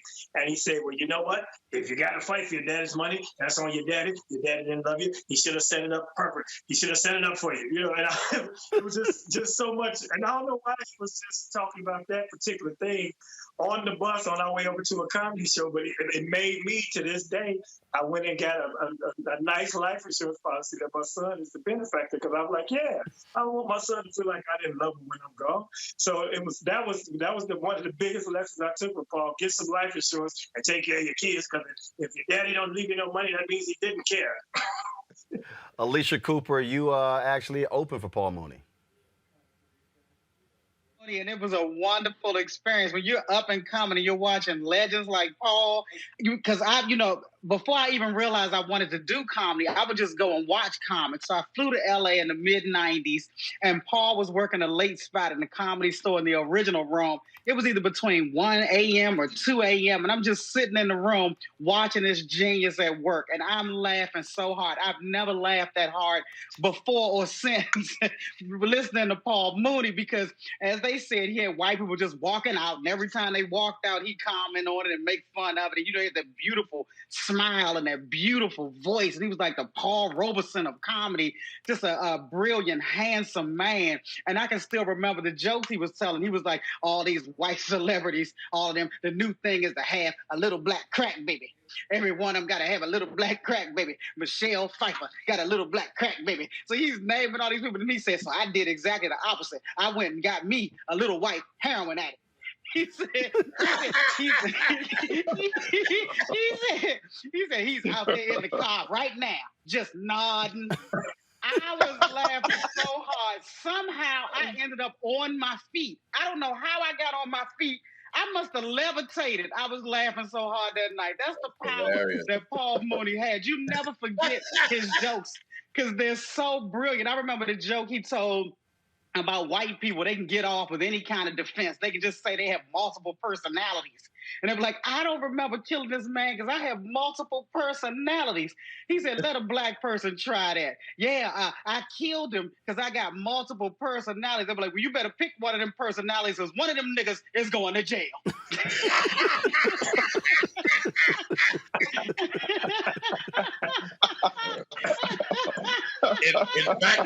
In fact, all of them niggas is going to jail. Robert, he on that particular point, and I wish CNN would post it. I actually was on CNN with Paul Mooney, being interviewed by Kira Phillips. This was after Michael Richards melted down on stage with his N-word rant, and we had this discussion about the N-word.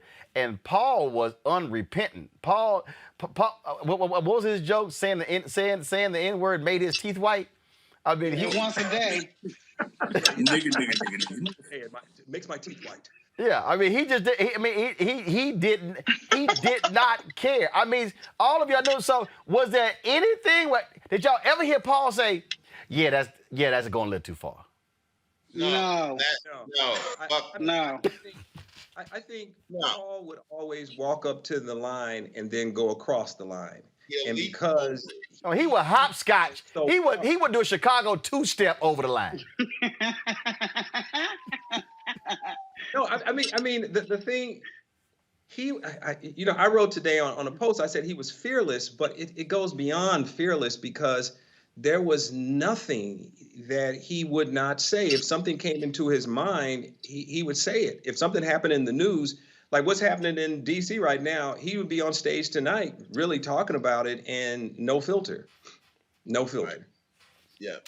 George, final comment. Which is not easy to do. You know, you got to understand the times. You know, it wasn't easy then, and sure the fuck is not easy now. But he was the type of comedian that cared so much about that craft and cared so much about the importance of what he was saying that you can't water that down. You got to tell that uncut. You got to tell the truth. And you know, Rob, you know, fearless is a word that's going to be continually used because it's really what the man was. You know, when it came to saying whatever it was in an attempt to make you laugh. And so much of that uncomfortable, hysterical shit was true. But who's courageous enough to say it? Even a comedian, they say we get to say whatever we want to say. Well, you know, there's many comedians whose ass been canceled that would disagree with that. Paul never gave a shit about that. Yeah. And that rubbed off on a lot of comedians, and I believe it helped us to become, I know it certainly helped me to become a better comedian. Robert Townsend, your final comment. You know, let me just say this. I pray and hope that his memory inspires a whole nother generation of artists to find their voice and be their true, authentic self, because that's what he was. George, your final comment. I believe, you know, knowing Paul Mooney and having graced conversations with him, you get to know a different level of his genius and of his level of compassion and his level of not give a fuckness. But to watch him and to know that he was responsible not for only his comedy, but the comedy of so many other greats, lets you know just how unfunny of a day today is. Indeed. George Wilborn, Robert Townsend, I appreciate it. Thank you so very much. Thank you. Damon, Alicia, y'all stay right there. Let me pull in right now. Okay. Y'all stay right there. Let me pull in Bill Bellamy and Michael Collier. Glad to have you here. It has been an extremely it's been a tough day for a lot of cats in the comedic world. I've been texting with people, talking with people. They've been sharing stories, but look, and it's rare to listen to comedians talk about being sorrowful. Folk are used to making folks laugh. Bill, when I texted you this morning to give you the news, as soon as after I heard it, man, you just responded, you know, how much this cat was a true OG. Yeah. I mean, can you hear me? We got you, Bill. We got you.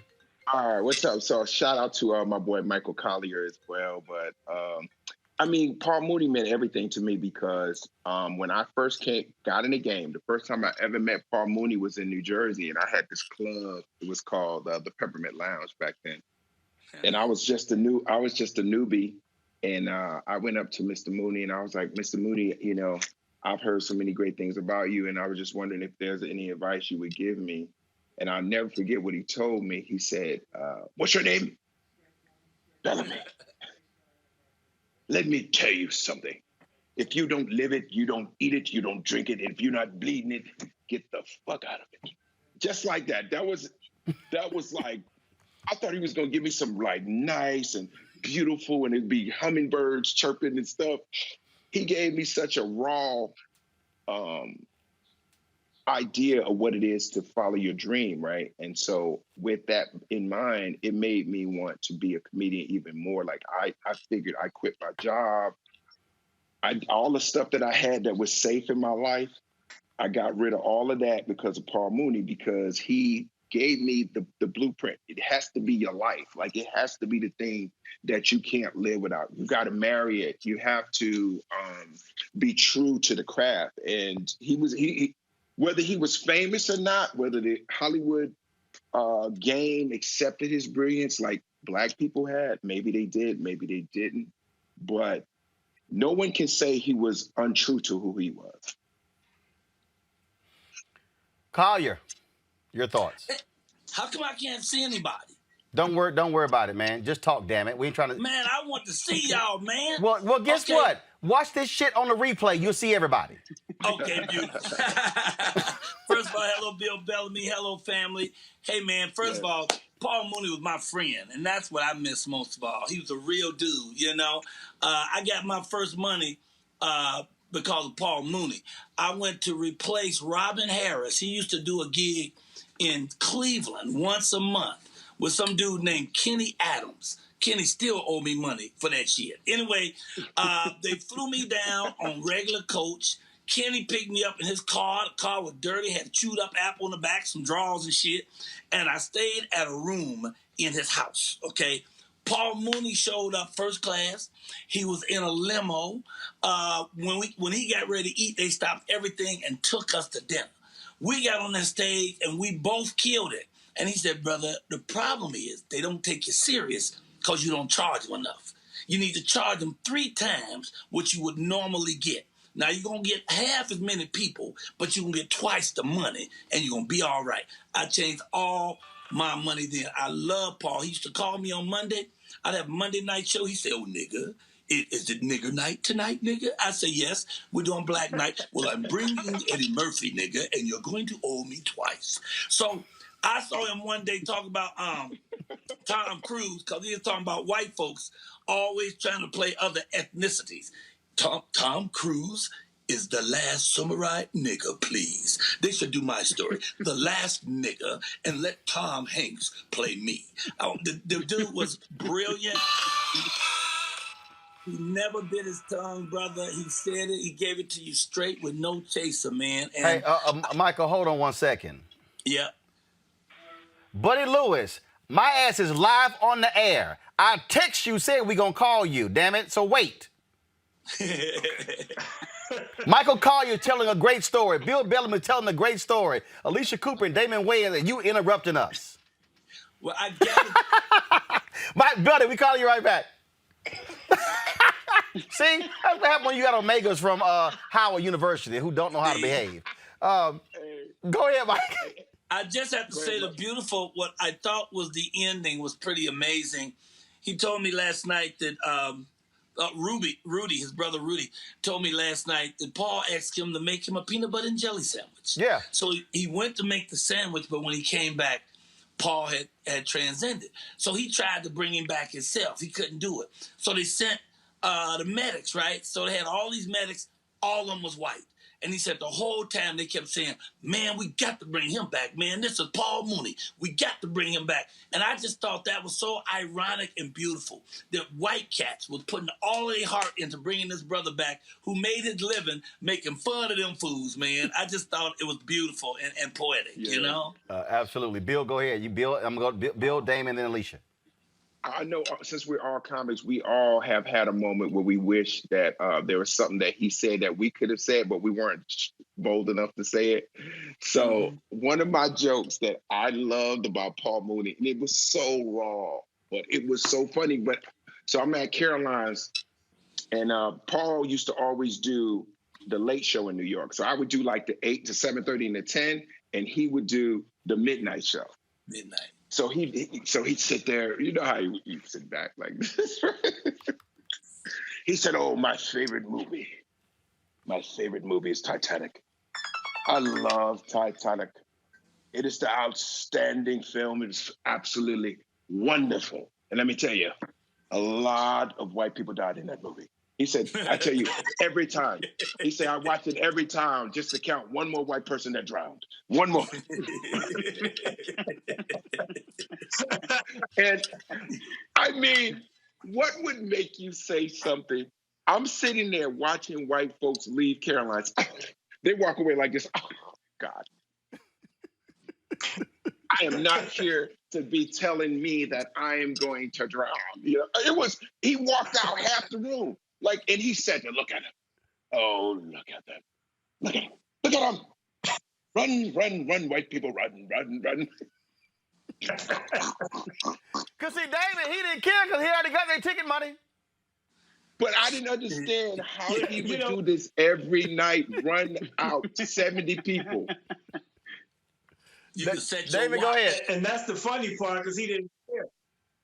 Yeah, that's the crazy part because he did not care. I mean, that was his goal, it would seem.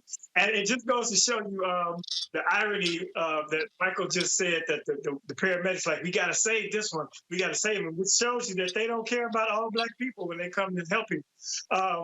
Another thing I want to say is Bill Bellamy, man, we got to hang out more, because if I, God forbid, pass anytime soon, I want you to tell my story, because you tell the best stories at funerals and such. You killed it at Witherspoon's funeral. I'm telling you, people, hang out with Bill if you're feeling sick, because he's going to tell the best story about you ever told. Oh my God, bro. But I have so many true stories, you know, and the only reason that I have been able to just come up with these stories is because I've been working on my book. And so all these memories start popping back in my head of moments that I had with you know, all my fellow comedians, with different artists and this, that, and the other. And this thing about Paul Mooney, I wanted to say to you guys, and I want to give a special shout out to Dave Chappelle, because Dave Chappelle gave Paul Mooney a platform, and it was the biggest thing in his career to me.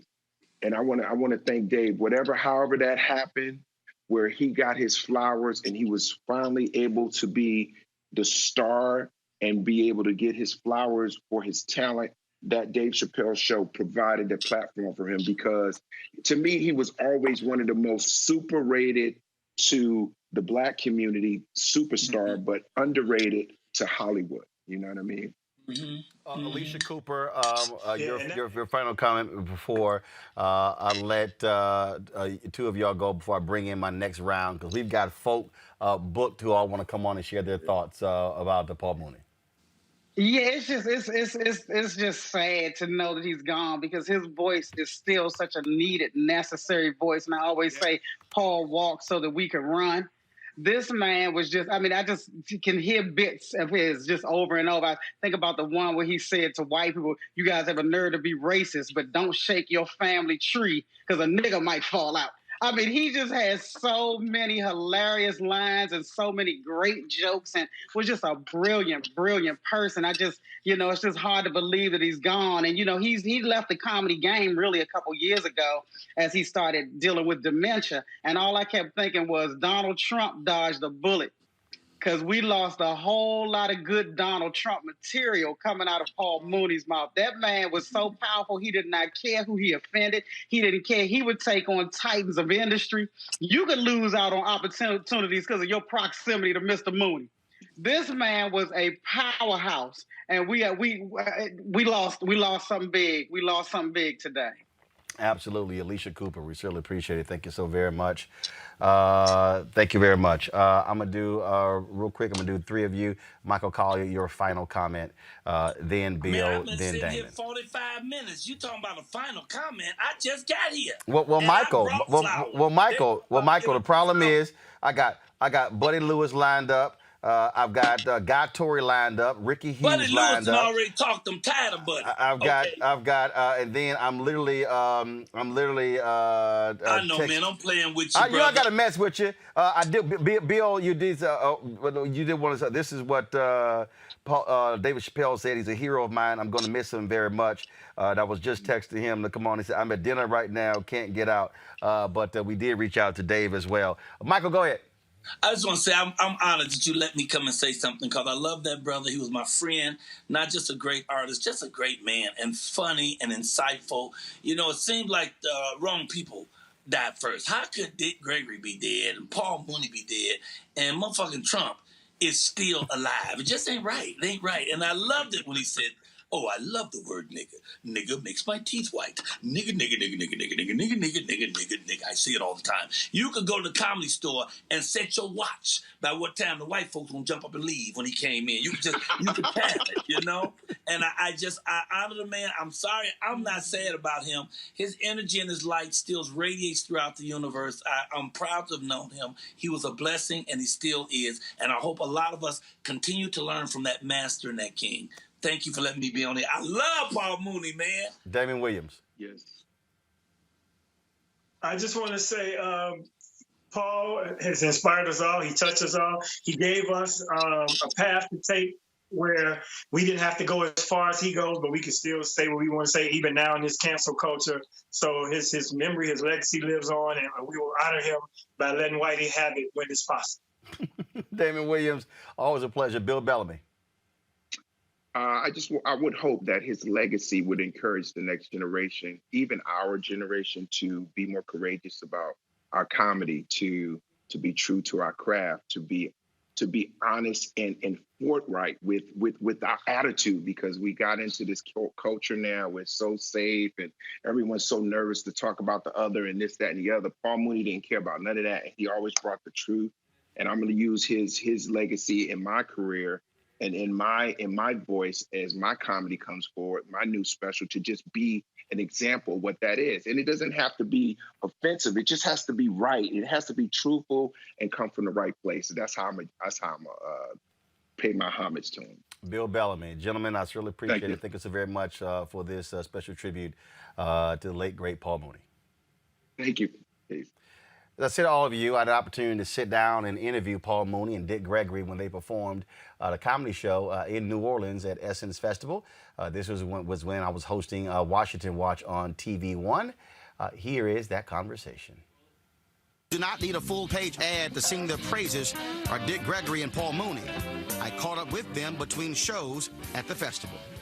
When you hear post-racial, what's the first thing you think of when you hear we're in a post-racial America? America's not in a post-racial. That'll never happen. It's habit, and white people are habit creatures. I think people misjudge white people in a lot of ways. I don't think race is a big deal with white people. I really don't. I think it's all a pretense, you know, because they created that environment, the racial environment. You know, the jokes. I mean, if you watch white folks' old movies and old cartoons and old magazines and read their, you know, go read their books and from a long time ago, they've always made fun of anybody who wasn't white. You know, they've always got a joke out of it. They always find it very funny. They always find it very comical. So when you flip it, yeah, you're saying, I just think basically they can dish, but they can't take it. That's just how I feel about it. Or maybe they can take, I don't, sometimes they confuse me. Sometimes they laugh, they don't laugh. They, you know, it all depends on what makes them comfortable, what time is, what fits for them, what works for them. When you talk about uncomfortable, I want to bring in Dick Gregory right now. Now, here's somebody, Dick, come on in. The two of you can truly make folks uncomfortable. Yeah, I think we work well together. We do, and you know, really, what is uncomfortable? You know, you go back and you look at all the Bob Hope jokes, and you could tell when he's going to talk about a black princess walking down the street and saw this bebopper the other day. and so if you look, you see, people look at us, but there's a slew of young white and black comics that's coming out there, and they don't care. They get up on that stage because what they're talking about is today's time. Today's time, a new rhythm. That's what they're talking about. And here's the genius. He brings from back there all the way up to here and then go beyond. I just interviewed Ice-T about his new documentary, Something Out of Nothing, The Art of Rap. And he talked about, it's an art. You talk about genius. This isn't just you just hop up on a stage and just start spouting stuff off. There's a real art to what you do. The greatest laugh you ever had in your life didn't come from professional comedians. It come from friends and relatives. When you're talking about comedy, that's a timing. That's a timing. And so when you look at what Ice-T on rap go all the way back to Africa. When there wasn't no instruments. Boom, bam, boom, boom, bam, bam. And if you look at the black folks in college doing the steps, the difference was in Africa way back there, you rap what was happening in the local environment. They had no instruments. And then all the ones that come up, you hear people talk about these rappers, what they talk like. I'm 80 years old. There ain't been a new cuss word invented since I was born.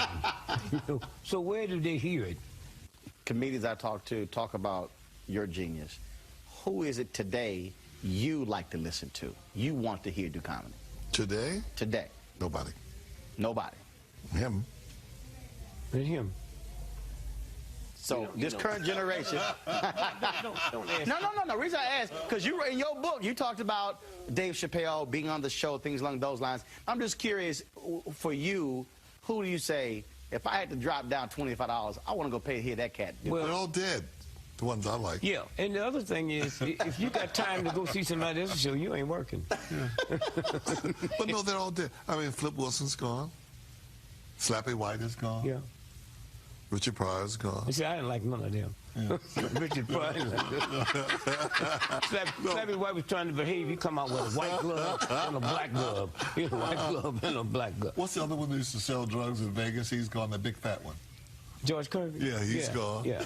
They're all there. Yeah. They're but also, you know, nigga came to me and told me he was George Kirby. well, he didn't only sell drugs, he still used them. But you know, it's like you. You know, what commentators do you like to listen to? You understand? Mm-hmm. They're all different. See, when I was a little boy, I thought whiskey was whiskey. I didn't know it was bourbon, scotch, wine. And then as you get up here, then you see the breakdown, and he's at the head of the class. Got to ask you this, and I did a piece in Ebony magazine on the county issue. I said, who was the funniest person in your life who was a non-comedian, who was just flat out funny? One guy talked about a guy who was a tailor he worked with. This dude was just funny. Uncle Dudlow. Oh, we got them in, all of them's in the family. Uncle Dudlow. All of us have them. For you. Somebody, friend, family member, whatever, at this cat, never been on stage, but just funny. Just flat out funny. Nigga Bob. No. Nigga Bob was real funny. And that is? He was just funny because he was Nigga Bob. And he just get up and just talk about everybody. Anything. Yeah, just anything. You could drop a glass and he could talk about it for 30 minutes. Got to go political. If you had one question sitting in front of President Obama, what would you ask him? I need a co-signer for the new car I'm going to get. That's what I'd ask him to be my co-signer. You said the one question. One question. Okay. I would say stop making white people mad. He pisses white people off.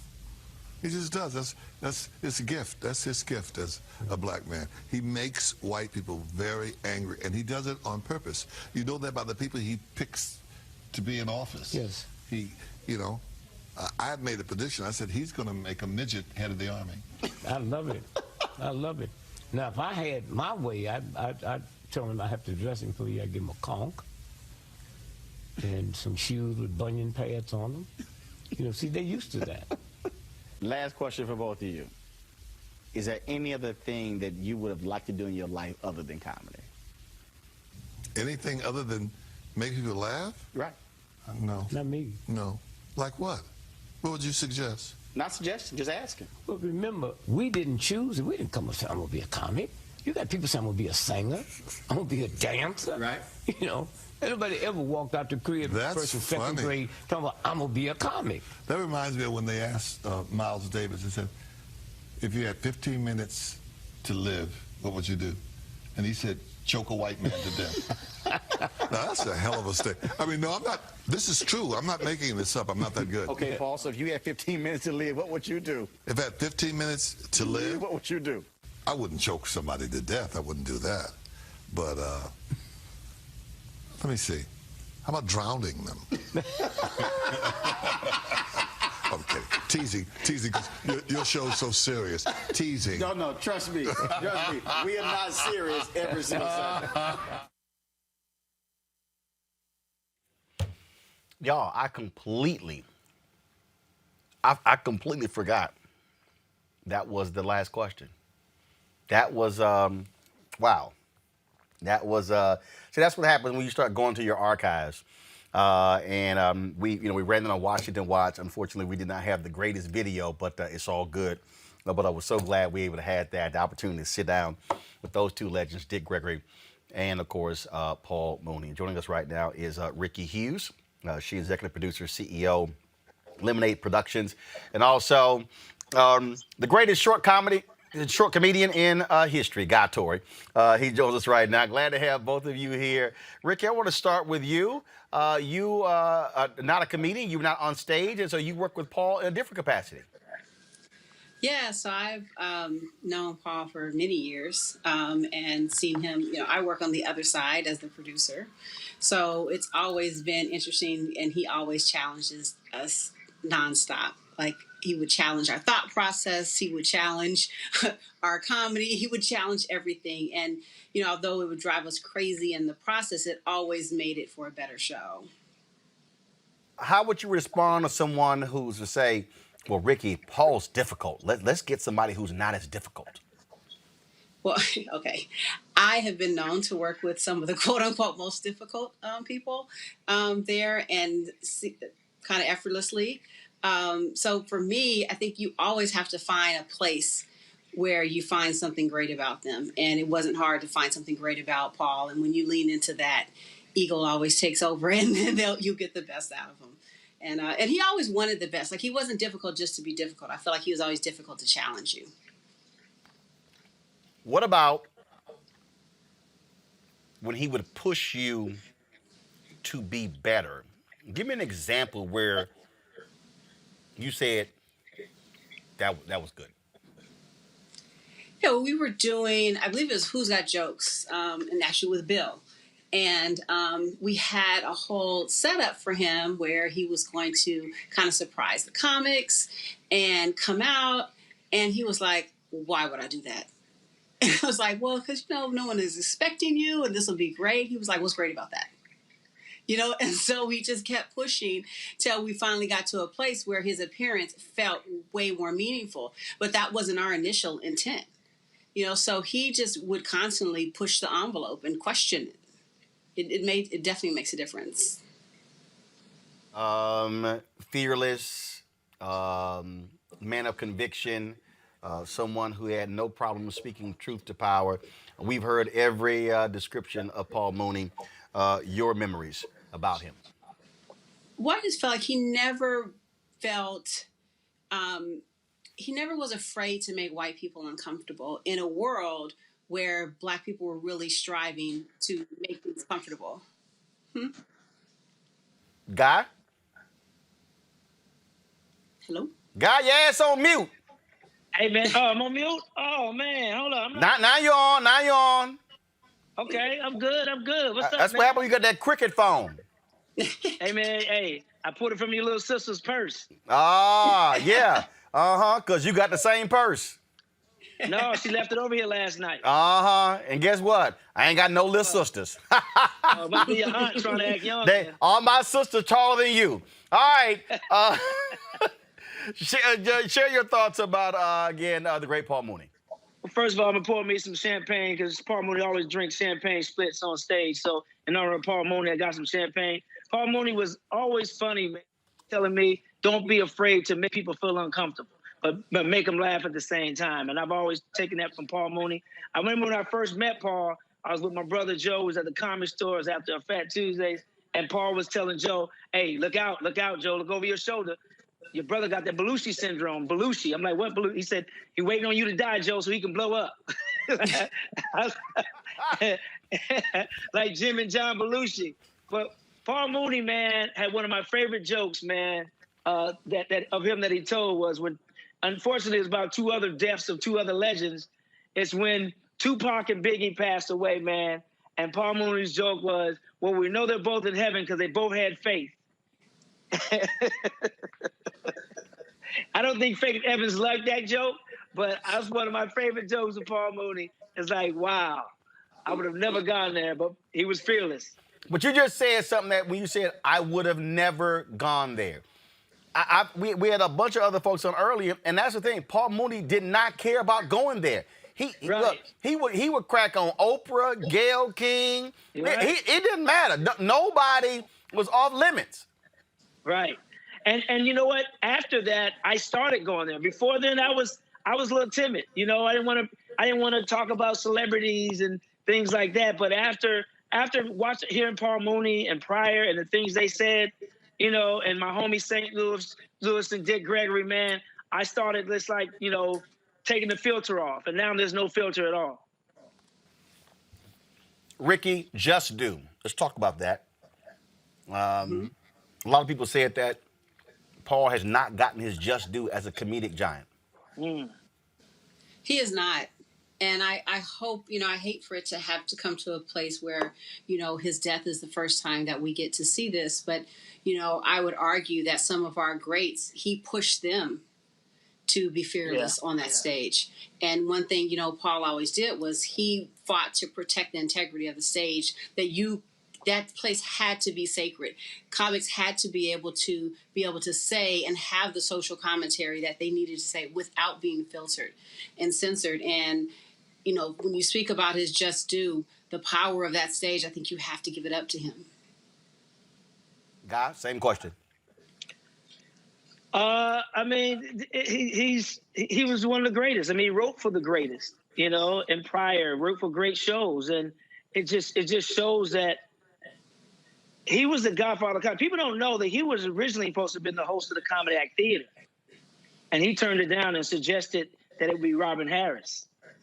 So he wasn't afraid to say no to great opportunities because he knew where he was and he had a home. He's one of the few blacks at the Comedy Store at that time, him and Richard.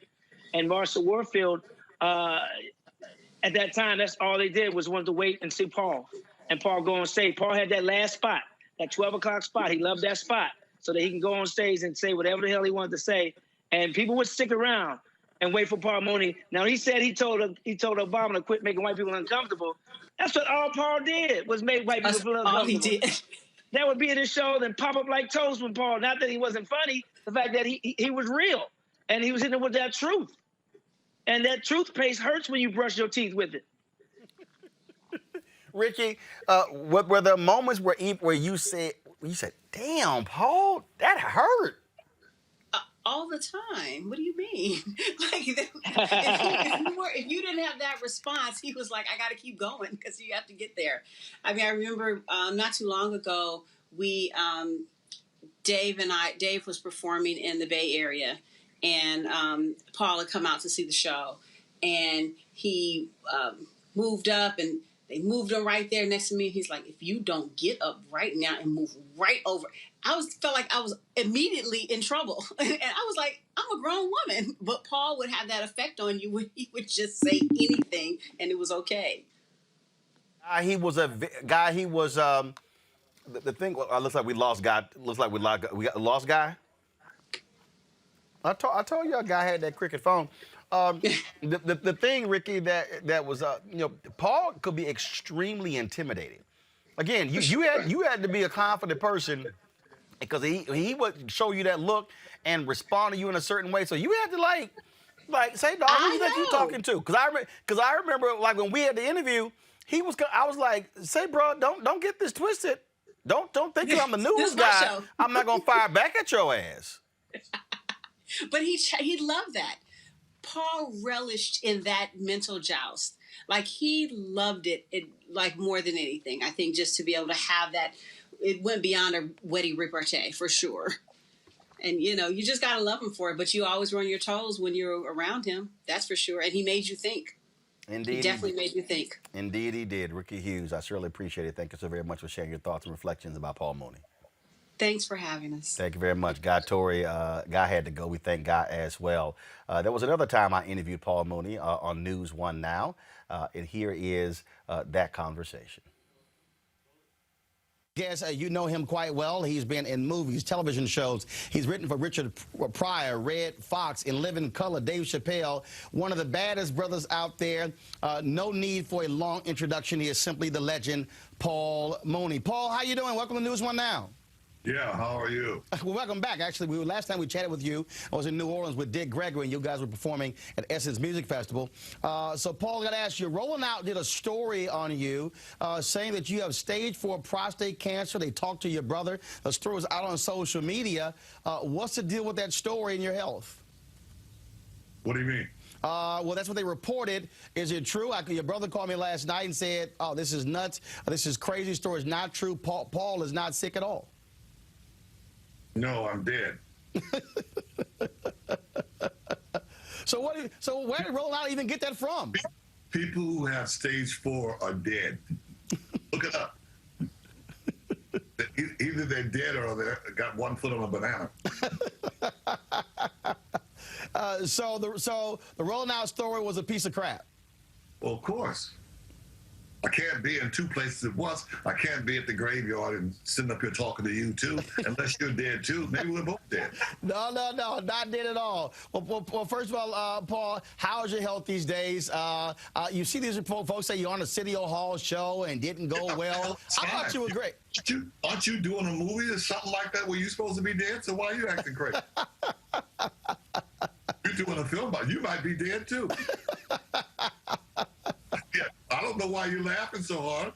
No, because again, well, first of all, we're live. We're certainly not dead at all. So we're absolutely live. You don't know that. Paul, I got to ask you a couple of things. Arsenio Hall, you want. See, I scared you. That's why you keep on talking. Go ahead. No. You don't scare me. I've interviewed you many times, so you've never scared me. No, I'm not. I'm talking about being dead. I ain't talking about scaring you personally. Oh, no, I'm fully alive. All right, okay, you're alive. Okay, go ahead. Yeah, I'm fully alive. Yeah, all right. So let me ask you this question. You were on the Arsenio Hall show, and you cut right to the chase. As always, your comedy is raw and to the point. Yeah. So? And so, well, I want to ask you, with that in mind, we've had lots of stories out in the news out there. Donald Sterling is one of them. You've been in L.A. a number of years. You surprised at all about Donald Sterling and his comments, or no. people just shocked that he was taped? No, I've known Donald Sterling longer than I've known you. You weren't even born when I knew him. And I'm serious. How old are you? 55? I'm 45. Yeah, well, you weren't born. Yeah, I've known him for a long time. So you weren't surprised at all with the words that he spoke on that recording? No. No. I wasn't shocked at all. He's always talked like that. He thinks he's a comedian. Why do you think he keeps going after Magic Johnson? That interview with Anderson Cooper was pretty strange. Well, that's because he gives Magic Johnson money. Donald Sterling gives money to lots of black people. So, NAACP got into some issue there. The president, he quit because Donald Sterling supported the NAACP president. And that, of course, got them a lot of trouble there in Los Angeles. Should they have given Donald Sterling a Lifetime Achievement Award? For sure. Oh, for sure they should have given it to him. As much money as he's giving black people? So you say, so it doesn't matter what he says, hey, as long as he's cutting the check, it's all good? I'm up for sale. For $1 billion, he can buy me. So you got a tour right now. Will Donald Sterling, will other issues of race, the treatment of the president, Attorney General Eric Holder, will those issues be a part of your tour? Well, of course. I've known Donald Sterling for a very long time. He gives a lot of money to black people. Lots of money. So Paul, where's your tour taking you across the country? He loves black women. He loves black women. There's always a black woman in the background. Whenever Donald comes around, you'll see a black woman somewhere. So let me ask you this question. You're traveling around the country. Where's your tour taking you? How many cities are you hitting? Oh, we're going everywhere. How many cities are there in America? So you're hitting all of them? Oh, all of them. Mm-hmm. So are you just performing, or is it you and Dick Gregory performing again? Oh, yeah, it's me and Dick Gregory. Some places, and then it's me and somebody else some other places. And then the locals, they have locals. Right. So, Paul, let me ask you, I had some comedians on the show last week, and they were talking about you. Several of them praised you for your work. But one of the things they all said is, they said, man, Paul Mooney is so raw that he even makes me uncomfortable. I've never heard other comedians get uncomfortable. Well, they just say that because somebody white's telling them to say that. They're being paid to say that. I don't make black comedians uncomfortable. You don't? No, they just say that to get attention. Heck no. How can I make them uncomfortable? If it wasn't for me, they wouldn't be on TV. So why would I make them uncomfortable? Well, that's absolute great point. That's just to bring attention to themselves. Well, Paul, first off, it is good to see you looking well. Good to see you on the show. Glad that you have blown up those reports of bad health and Roland put out there. Good luck with your comedy tour all across the country, and hope to see you in one of these cities that you're going to be popping in. Well, what city are you in? Washington, D.C. Of course. Well, yeah, you have to come and see the show. I'll be coming to your city. All right. Well, I look forward to seeing you. And I can't wait to see you to make sure that you're alive. I will be alive, absolutely. When does your movie start? I have no movie. Somebody just said they were making a joke? No, I'm not. I have no movie. Kevin Hart's in every movie involving a black person. Oh, okay. Well, that's not true because that's why I love Obama. Obama is living proof that all black people don't look alike. I love it. I fully understand. Paul Mooney, it's always good to see you, sir. You take care and you have a great one. You too. All right. How did I end up talking to Paul Mooney twice about death? Okay, that's that.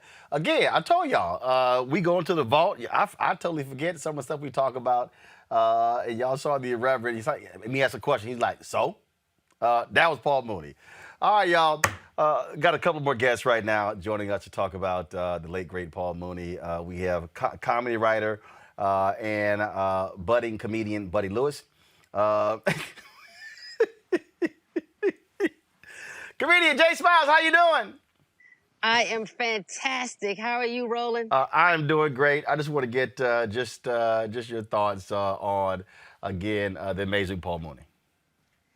My thoughts are numerous. I have to tell you, he is absolutely a legend that defies all logic. And I've been watching and hearing what some of your other guests have said, and he has never gotten his just due.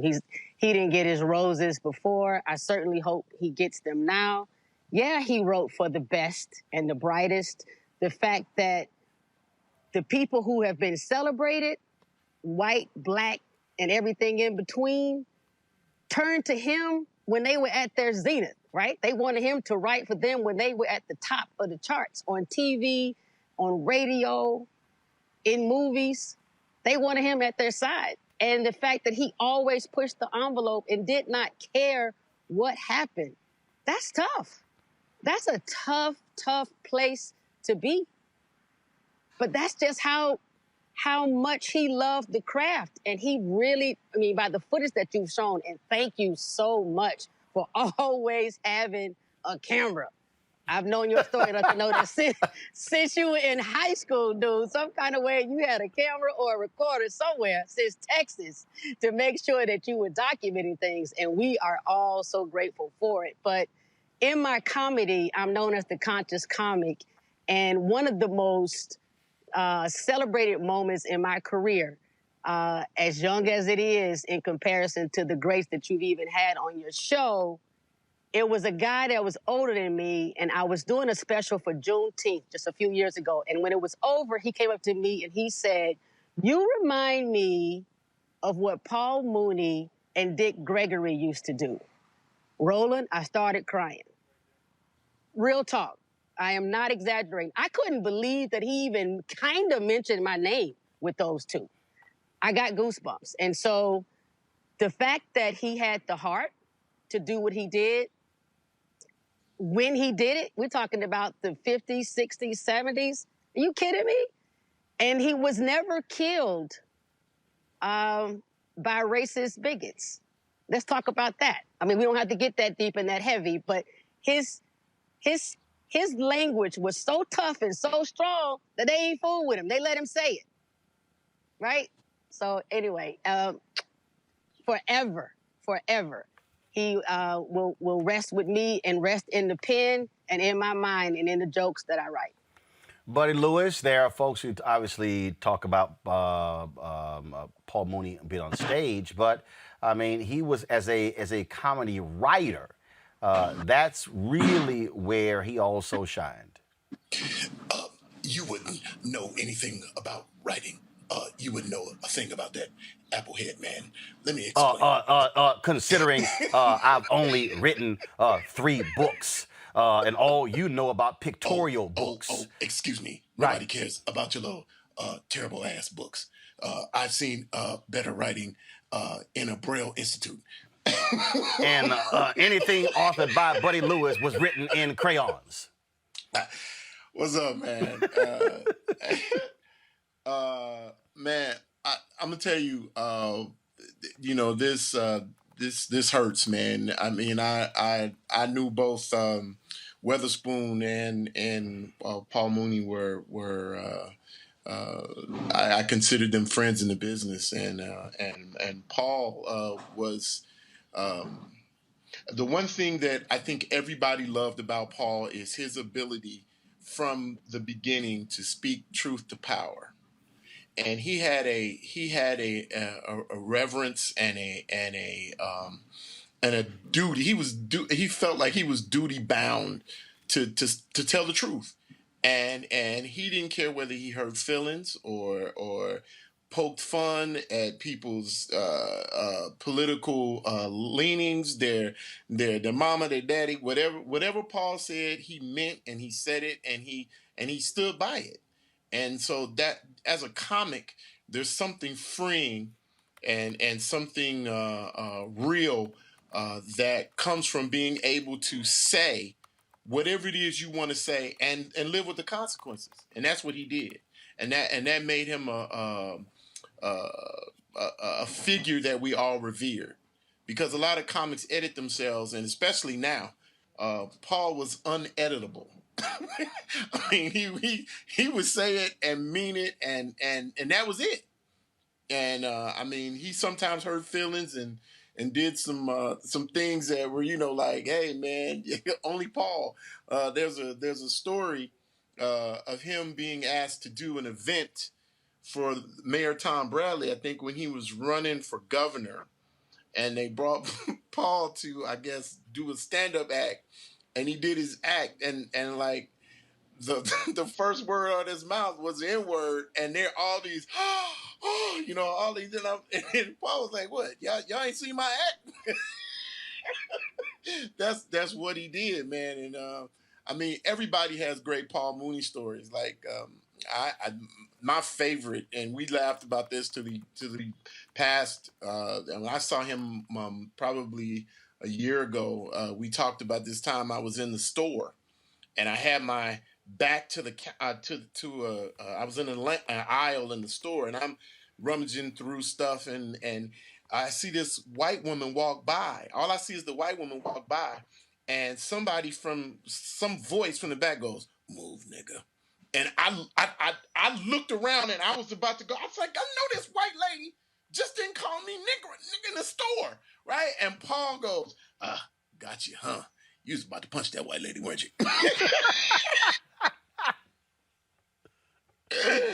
We were in an AM/PM, and it was so freaking funny.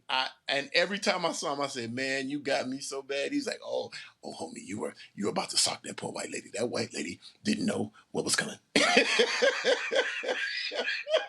But Paul, man, always was. I mean, he was like the if there was the title that could be given, he was the Godfather of comedy, man. Everybody wants to be Paul in a way, and what I mean by that is everybody wants to be free, to feel like they can speak without ramification and say what they want to say and do what they want to do. And in this cancel culture that we have right now, Paul was he was a man among men when it came to that. He didn't care. And so I think that's what made us all as comics love him.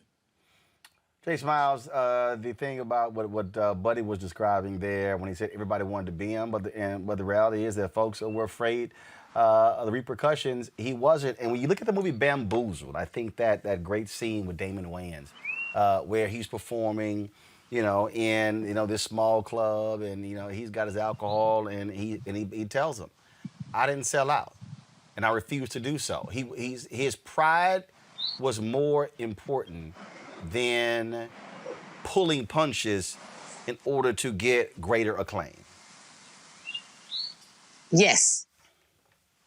All the time. And he kept that his entire career. And it wasn't, he didn't have a short career.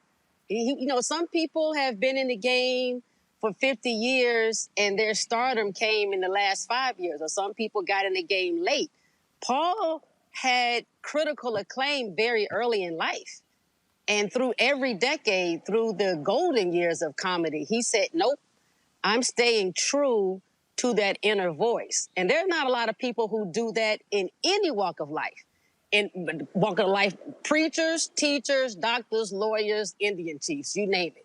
The one time I met him, I was very new to comedy. He was at a club, and I was fortunate enough to get to the green room, and he basically said, I cannot do justice to Buddy's interpretation of his voice. I'm awful at impersonations. But he basically said, young lady, why? Why?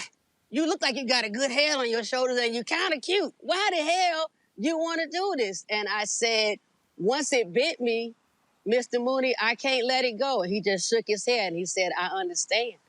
And the thing is, the purity that he used with it is the same that I see and I felt in the learnings of, say, Gandhi or Dr. King or Muhammad Ali. Right. It is a passion and a purpose that goes well beyond the money and the plaques and the awards. And I was I feel so fortunate to have met him once, and I just pray that his closest family and friends are somewhere receiving peace from his spirit now. Is Rodney Perry still there? Okay. All right. So let's get. We're gonna pull Rodney on a second. Buddy, final comment. I just want to say, man, my condolences to his family and the many friends and people that really knew him, man. I wasn't. There's some people that are associated with people more than they are friendly out here in Hollywood, and I can say with all due respect, he was a friend of I felt like a friend of mine, and he treated me with love and respect.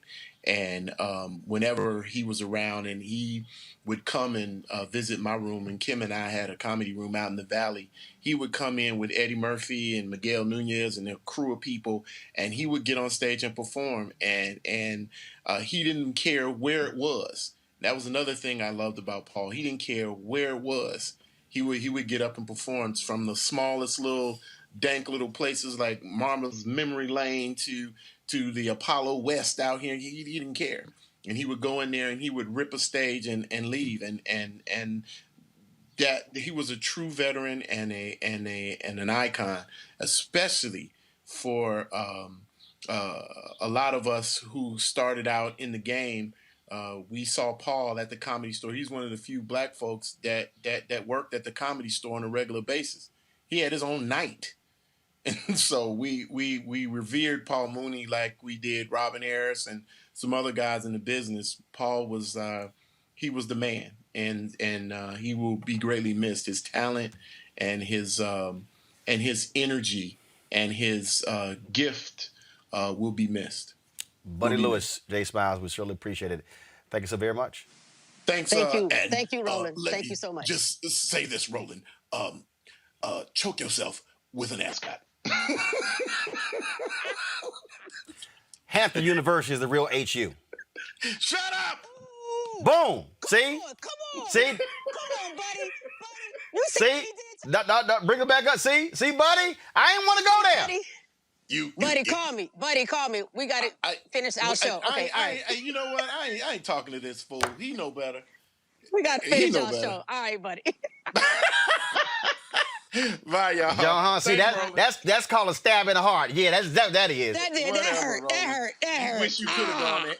Right, and see, and I ain't even gonna talk about that little youth group he's a member of. Come on. I mean, matter of fact, buddy, since you talking, do I need to play a certain video? Come on. Oh God! You're going you know too what, far, Roland? You going you know too what, far, Roland? Pull up your little. I keep trying to tell you when you there. Every video, even police recordings, you never see what happens 5 minutes before. So 5 minutes before, sometimes there's a little stuff that you go, what happened? What brought this on? And so that's all I'm gonna say. You got a little half-ass, half-baked recording that don't tell the whole story. I'm just gonna you know let it what? go. Sound like somebody's protesting a whole lot. I'm not protesting. Sound like somebody I mean, when you start sitting here, oh, well, something happened before that you didn't see. And see, Jay Smiles, here's the problem with what Buddy is saying. Here's the problem with what he's saying. There's an intro. Okay. There's like a literal intro to But. So it's kind of hard to say what happened before when there's an intro. I'm sorry. Control room. Uh-oh. Oh, these stories are so long-winded and terrible and old. So Where's Rodney Perry? Oh, yeah. Aren't there other comics that need to talk? Right. So not, I ain't even going to play the audio. I just want everybody, while Buddy's talking, he's going to provide some commentary. Jay Smiles. So he going to see what happens when an alpha shows him how to step. See, he can't hop. See, Buddy did, I did a 360. Buddy did more like a 180 or 270. He couldn't get all the way around. Buddy, is it true? Buddy, tell me, buddy. Come on. No, Buddy? I'm gonna tell you the truth. But see, like I said, all I'm gonna say is. Wait, Buddy, is that day? Buddy, is that the day that you just had your ankle hurt? I remember that was a week when your ankle was hurt. I'm not making no excuses. All I'm gonna say is this: you know what happens when Atomic Dog comes on? Bros jump out and they start stepping. I do. Well, what happens? Absolutely. I'm stepping for 7 minutes. Roland goes in. Let me show you how to do it. Let's start over. Chris Spencer pulls out the phone again and goes, "Let's start over." See, here's why he lying. I'm half-witted now. Here's why he lying. So video, you already 7 minutes in. The video starts at the video starts at the intro of the song. Buddy, stop lying. But start over, Roland? No, it didn't start over. He lying. But Buddy, the Bros will start the song over. The Bros will play Atomic Dog 17. But here's the deal. What that shows you is he ain't got enough breath in his body. He could not sustain the second song. I ain't gonna lie. Stepping is a young man's game. Hold up. I'm 52 and I can still step. I can still hop. I'm 58. I got 6 years on you, and plus your pledge period wasn't half as long or hard as mine. So now you try. So now you trying to admit. No, but hold up. We also know y'all didn't spend that long in study hall and library either. So, but we know that. We know that. You know that. You know what? None of my academic achievement with your line. So we know that. Whatever. I mean, you ain't never. Come on now. The Alpha Chapter Bros do believe in scholarship. I was there with some of them. Right. We also believe in giving scholarships to needy children like Buddy Lewis's offsprings. Buddy, always remember, you see that? That's that 30th anniversary ring I got for myself. Kiss the ring. I got to go, y'all. I got to go. It's been real. I'm done dealing with 58-year-old children. Yes, Jay Smiles, I appreciate it. Whatever. Absolutely. Thank you. Buddy Lewis, thanks for joining us. We appreciate you and that cricket cell phone plan you got. Thank you so very much. Anytime, Roland. Yeah, anytime. Right. Anytime. Right. That's what your girlfriend said too. But Roland. This will not end until I get my revenge. That's why you've been hiding and ain't came to L.A. You don't want me to You don't want to be in another step off, son. I haven't come to L.A. because of a thing called COVID. You don't want this. Hey, dog. Of course like to be there. You know I'm not coming to Texas. The next time. Hey, I'm ready to whoop your ass twice. I'm not coming to Texas. Remember, who's your daddy? Alpha. I got to go. Jay Smiles, I'm going to holler at you later. Next time. Buddy, say bye to your daddy. Alpha is your daddy. Get off the phone. I got to talk to Rodney Perry. Paul Mooney, guys. Y'all, here were some of the tweets that people sent out today celebrating the life and legacy of Paul Mooney. I want to read some of those right now and show those to you while you're getting Rodney Perry on. So pull those up, please.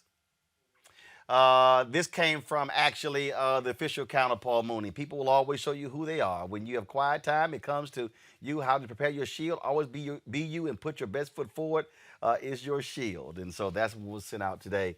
That was Paul Mooney's last tweet. Sherry Shepard sent this. So sad to hearing that comedy legend Paul Mooney passed. Paul used to give me so much encouragement when I became a regular at the Comedy Store. I watch him night after night on stage. I will always treasure his advice. He was a comedy innovator and a trailblazer. R.I.P. Paul. This is the daughter of Paul Mooney. Give me a moment. My best friend just died and my world is forever shook.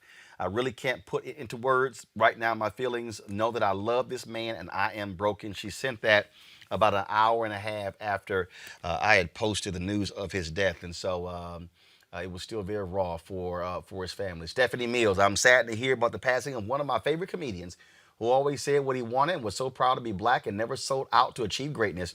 R.I.P. to the legendary Paul Mooney. His comedy, intellect, and humor was so profound.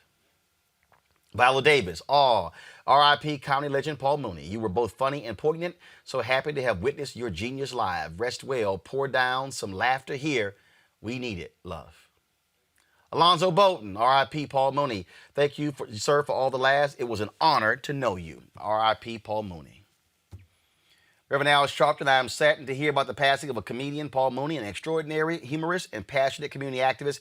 We spent many hours in fierce and fiery discussions that I always remember. May he rest in peace and power. Ava DuVernay, Paul Mooney, a comedy giant. I recall listening to his Race album in college and how formative it was. Yeah, the jokes, but more so the freedom. He spoke freely and fearlessly about feelings and experiences others found difficult to express. May he truly be free now. Rest, sir. Debbie Allen tweeted this. Paul Mooney, the comedic genius that fueled Richard Pryor and Eddie Murphy, made his transition to a holy place this morning. We will miss you, homie. We will forever speak your name. And then Dion Cole. So I knew Paul was an iconic writer for Richard Pryor. And when I became a writer for Conan, I told him I was, and he said to me, good for you. They got a can of mousse hair gel with your name on it, too. Don't use it. And I understood instantly what was up. R.I.P. Paul Mooney. Folks, George Wallace, of course, we had him on the show. So saddened by the loss of a real comedy king, Paul Mooney. Total respect for my elder. Witherspoon last year, now this. They say it comes in threes. I ain't sleeping for the next 2 years. Of course, we heard him actually say that. And Ice-T, another great loss, Paul Ely Mooney. Too black, too strong, R.I.P. Jeffrey Wright, Paul Mooney. Whoa, my dude. Inspector Kane, man, R.I.P. And Matthew Cherry, the director. Rest in peace, legend Paul Mooney.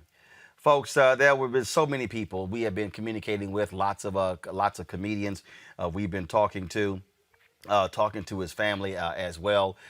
We've been sharing these stories, and there's so many people who wanted to reach out. Like I said, we've been talking to Dave Chappelle, Rodney Perry, I mean, my goodness, Chris Tucker, Jamie Foxx, so many others. And Rudy Ely, who is Paul's cousin. He sent me this video, and they were in the car listening to music, and this was Paul Mooney sitting here, go ahead, Joe, getting down in the car, so doing his thing. So that video, folks, was shot not too long ago. Rudy said that there were good days and bad days for Paul because he was suffering dementia. There are some days he will remember and some days he didn't. But we are certainly blessed by his comedy. I appreciate Paul always reaching out to me, texting me. The last time he texted me was wishing me happy Thanksgiving. He would send me texts in the middle of the night with some of the funniest stories, different videos and stuff. He was that kind of guy. Folks, let me say this. Let me also say this here. When he was there in New Orleans with Dick Gregory.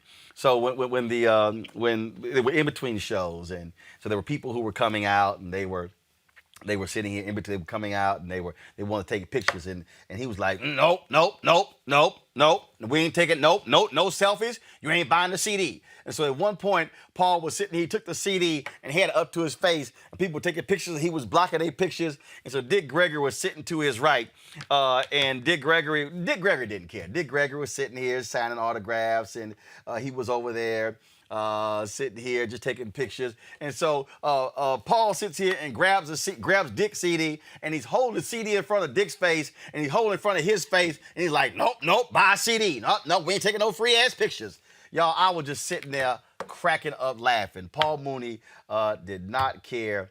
And you heard us in the video, and he said he would come to D.C. I wish I'd seen the show. And I'll end this way. Folks, take the time. We don't know when folks, how long they are here. We don't know when they pass. If there's someone you haven't talked to, you haven't called, give them a call. Tell them thank you. Give them a shout. It's always important because, again, no day is promised, no hour, no second is promised. And so when we're able to celebrate life and be able to enjoy ourselves and spend time with loved ones and our favorites, whether they're actors and musicians, if you get a chance, go see them perform. Send them a tweet, send them an email, reach out to them, tell them thanks a bunch, and please do so. We do these, folks, because it's important that we celebrate our own. We celebrated. You heard me reference in the video when I had some comedians on talking about Paul Mooney. So we did celebrate him in life, not just when he now moves on to join the ancestors. Paul Mooney, the great comedic OG, the serious truth teller, now up in heaven, having a hell of a conversation with Dick Gregory and others. Dead at the age of 79. Paul, we absolutely missed you. You were fantastic. You left us a whole lot to think about and to remember. I'll see you tomorrow.